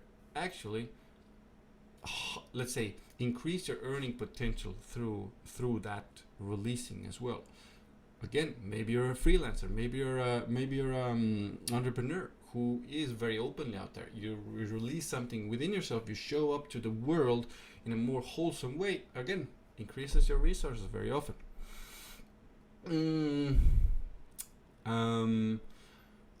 This one is also important. Having to dig deep for your power or inner strength to carry on. We all have an opportunity here to get stronger through this. And also I do see a lot of going back, like seeing what we've been through, what we went through as children, as young adults, what all of that happened, and releasing some of that pain that is associated with that. Feeling powerless to the world events is a big one, and things happening in relationships and partnerships. Somebody does something that is out of your control, and that can make us feel like I can't do anything about this, this type of like powerlessness feeling. Hidden desires for opposite or same sex I already mentioned. Now the global, and this is interesting for me. We're already starting to see this. Remember, we're already in the energy. Now, what I wrote here: previous agreements destroyed between countries or transformed between countries. Now, personally looking very, very intensely about the situation in Hungary, which is a weird one. In my mind, that person has been saying that the leader of that country has been saying some really strange things in my mind. And I do see, unfortunately, similar things happening, and I'm going to discuss it a little bit when we're looking at the astrocartography. But I think Europe will be transformed big time. Crisis on the markets. I would put stocks and crypto here. Banking crisis. I do see banks defaulting, going under. Problems with banks and institutions in general. Now, the next thing that I'm about to say, I don't want you to get too scared, but found it important to say, and I do see happening because it's happening. Remember, in Scorpio, and it's Venus, it's women, and I do see some potential here for these, let's say, more famous women, women in general, getting. I even don't want to say it out loud, but I for some reason I almost feel like I need to warn women. But it's like there can be death, obviously, of women celebrities, but also this this intense desire that this can make people do crazy things. So be on the lookout during this eclipse as well. I'm almost go as far as wouldn't go out with a total stranger, for example. I would even go as far here. Maybe maybe you know jujitsu or whatever, you can defend yourself, it's better, but it's a little bit of a weird energy I see here. So like sexual crimes being reported, being done. It's a bit of a nasty one here. News of violence, criminal activities involving women, abuse and sexual crimes committed against women coming up to the light of day and to be shown to the world. And I think the last one here, from a global perspective, it's like a general feeling of, not just a feeling, but also material manifestation of a bigger crisis. And this is, I think, now, because a lot of people, during the summer they were like having fun and vacations and just like blah blah blah blah, and now the reality check just like in our faces, and I think this is going to wake up a lot of people. Now, I want to share with you guys the cartography here as well, because I think it's worth it. And here it is. So I focused on Europe because I know a lot of our watchers on these channels, maybe I'm a little bit off, but I think most, or a lot at least, are Europe or from Europe, and are interested in what is happening in Europe. And you can see on this astrocartography a lot of focus with this eclipse we're going to be seeing in, or let's say literally, middle of Europe. What does this mean, in my opinion? In my opinion, this does mean a bigger crisis will go. Europe will be in a bigger crisis. It will be in a bigger crisis regarding a lot of resources, money, financial crisis, huge one, and generally resource crisis as well. We have a lot of resources that are under the ground, and Scorpio is under the ground. We will have crisis there as well. And I think the second part that I really read from this, let's say, solar eclipse astrocartography chart is that the European Union, I think we've been seeing weird signs already, the UK leaving, etc. But this to me starts to tell the story that this is almost like the beginning of a huge, maybe the beginning was a little bit before, but this is like I don't know, what's the right word I'm looking for, almost like a next stamp or a road mark or again an initiative place of energy where we will start to see very intensely the transformation of Europe, the problems of Europe, the crisis of the European Union that is really there. And my opinion, my personal opinion, maybe a little bit of a prediction, is that the European Union will be almost entirely transformed, and we don't exactly know specifically who are the countries that will leave. Will it be totally discombobulated? But there's problems here, and we will start to... Are you trying to think of the word fragmented? Fragmented. That's a good word. Fragmented? Okay. I think that's a good word here to use, and I thank you, Donny, for that. And I think that's what's going to happen with Europe, unfortunately. And it's been happening now. It will be happening even more, because remember, guys, it seems like there are some countries that are almost like very much in it, almost like the West side. Let's put it like the West side. And then there are countries like the Hungary and now Italy, and these weird things are coming out of these leaders' mouths. I tend to think that it will be fragmented. Some countries will leave. Personal betting on Hungary leaving. Is Hungary in European Union? Anyway, Hungary will be in a weird space in this Europe, and I might even dare to say they will start to make allegiances elsewhere. Let's put it that way. Let's keep it at that. And yeah, I'm personally, when I'm looking at this chart for Europe, I'm a bit concerned for the next few years, at least, even more. So not so many good news regarding Europe and the crisis that we're in. I think that's it for me. Ending on a bit of a negative Nancy note, but I guess it's a little bit better to bring what I see than to sugarcoat it in any way. Well, I actually got something to add pertaining to this like partial solar eclipse, because this solar eclipse actually belongs to a family of eclipses called the Saros cycle 6 South. And this series is really about being forceful and taking power. And it also has got a very manic flavor to things, with great force or strength manifesting in the relationship area.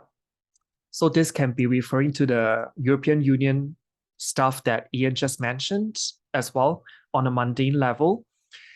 And this Sorrow series actually talks about experiences that can be sudden, like falling in and out of relationships, or you can find sudden change of allegiances as well, which I find it very, very interesting because that's what you mentioned earlier. And also, on the individual level, we may also exert a huge effort in some kind of group activity. I think it's because of austerity that it brings people together. I mean, if we actually think about it, this partial solar eclipse is like the precursor to brace for a bitter winter that's coming up, particularly in Europe later in this year, due to the oil and gas supply and demand situation, very scorpionic, and also hyperinflation stuff as well. And if we look at this new moon with Venus, they are actually all in inconjunct or quincunx to Jupiter at 0 Aries, which is one of the world axis, conjunct this unfortunate fixed star, by the way, called Shiyat. When I say Shiyat, it's spelled S-C-H-E-A-T, not S-H-I-T. And not to forget that we've got Mars getting ready to go retrograde in a few days' time, imprinted in this partial solar eclipse chart, squaring Neptune.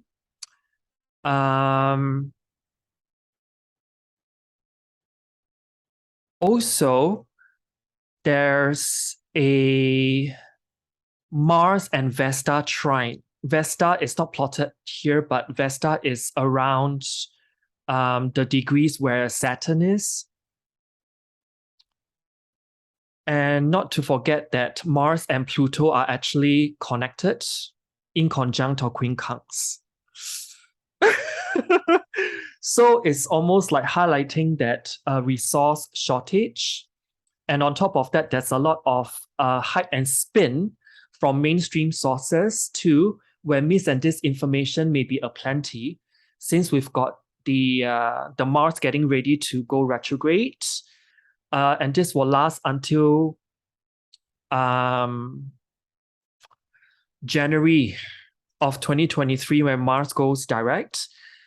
Also, what's even more interesting is that there is actually a fixed star in early degrees of Scorpio. It's called Princeps. And this has got the nature of Mercury and Saturn energies. So what this is telling me is that it can actually give like a keen, studious, and profound mind with the ability for research.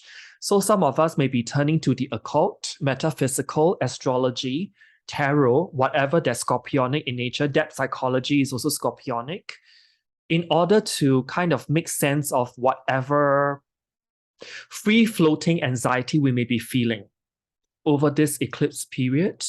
Or we may be consulting an astrologer or palm reader for some kind of clarity, hopefully.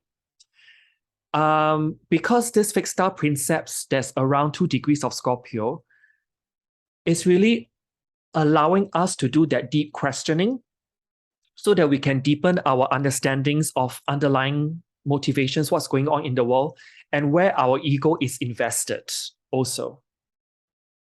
And this actually can let our shadow side surface out a bit more, or at least like transmute certain parts of that in order to free up inner space for that matter.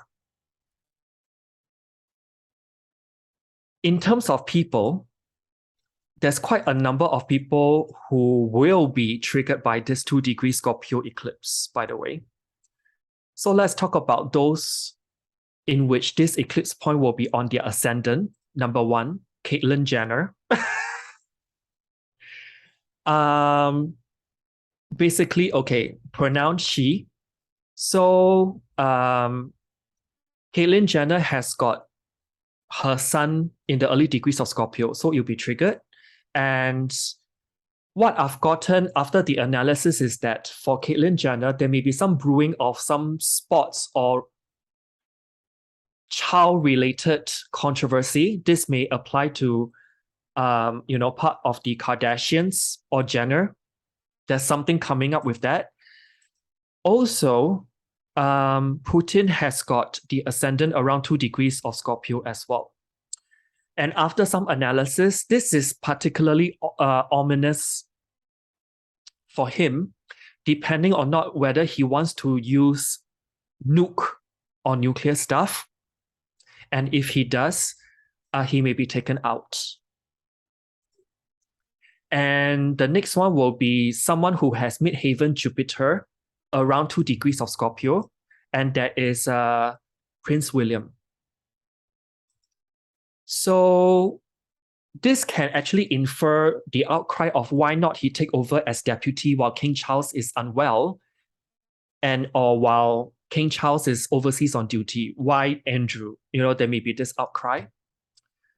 And in terms of the 7th house cusp or descendant, around these degrees, we have Serena Williams, which has the 7th house cusp around the early degrees of Scorpio. And this can really be talking about perhaps her having a new way of relating with the world after her retirement announcement in September 2022. The next one, I would say, is the most important, and that's Liza Minnelli.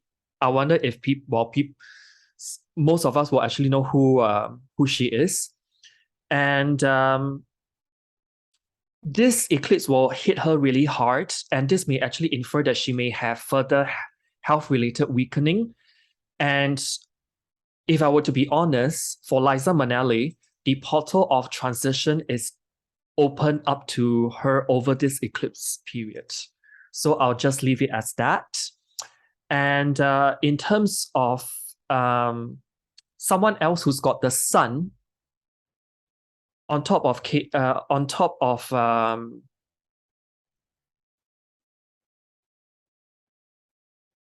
Caitlyn Jenner, who's got the sun in early Scorpio, is Hillary Clinton.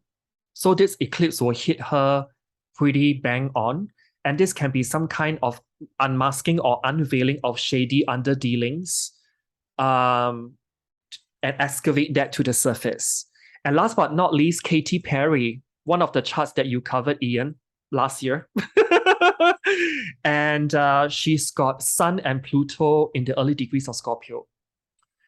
What this is telling me is that she may have a new album release coming up. And this is a comeback from the previous flop era in which she's been going through for the past few years. So it's the revival of the 2010s, the Katy Perry that we know. So I'll just like to summarize the next bit. I also use the astrocartography or ACG for this partial solar eclipse. And the new moon and Venus is anti-culminating over Alaska with Pluto setting.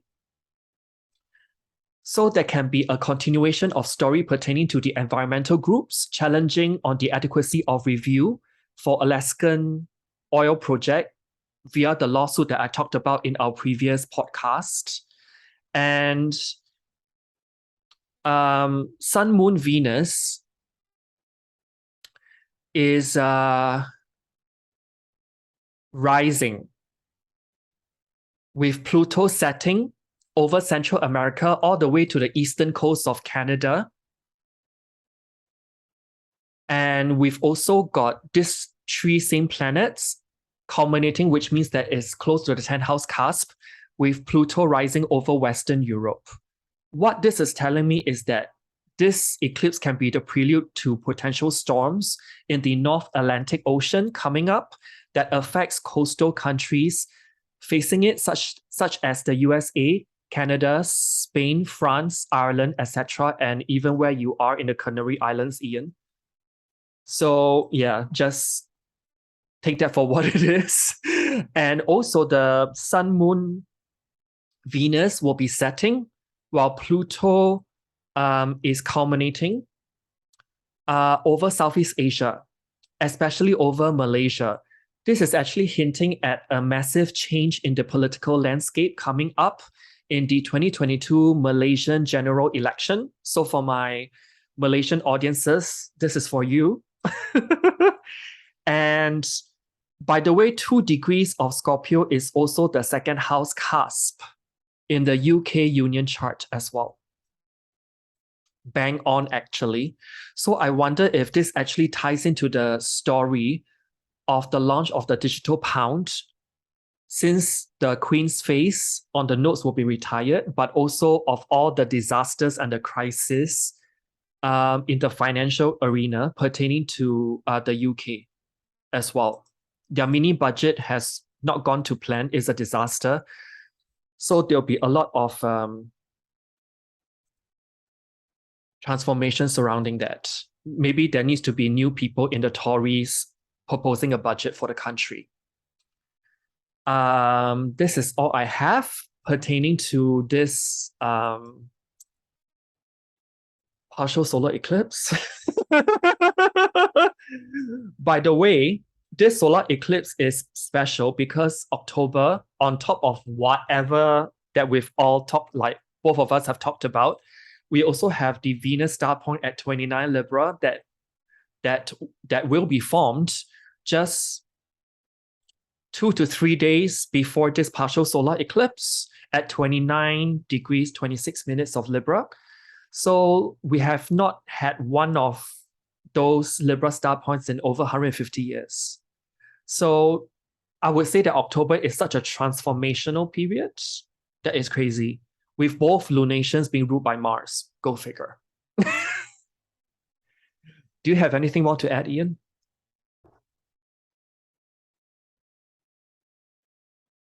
Oh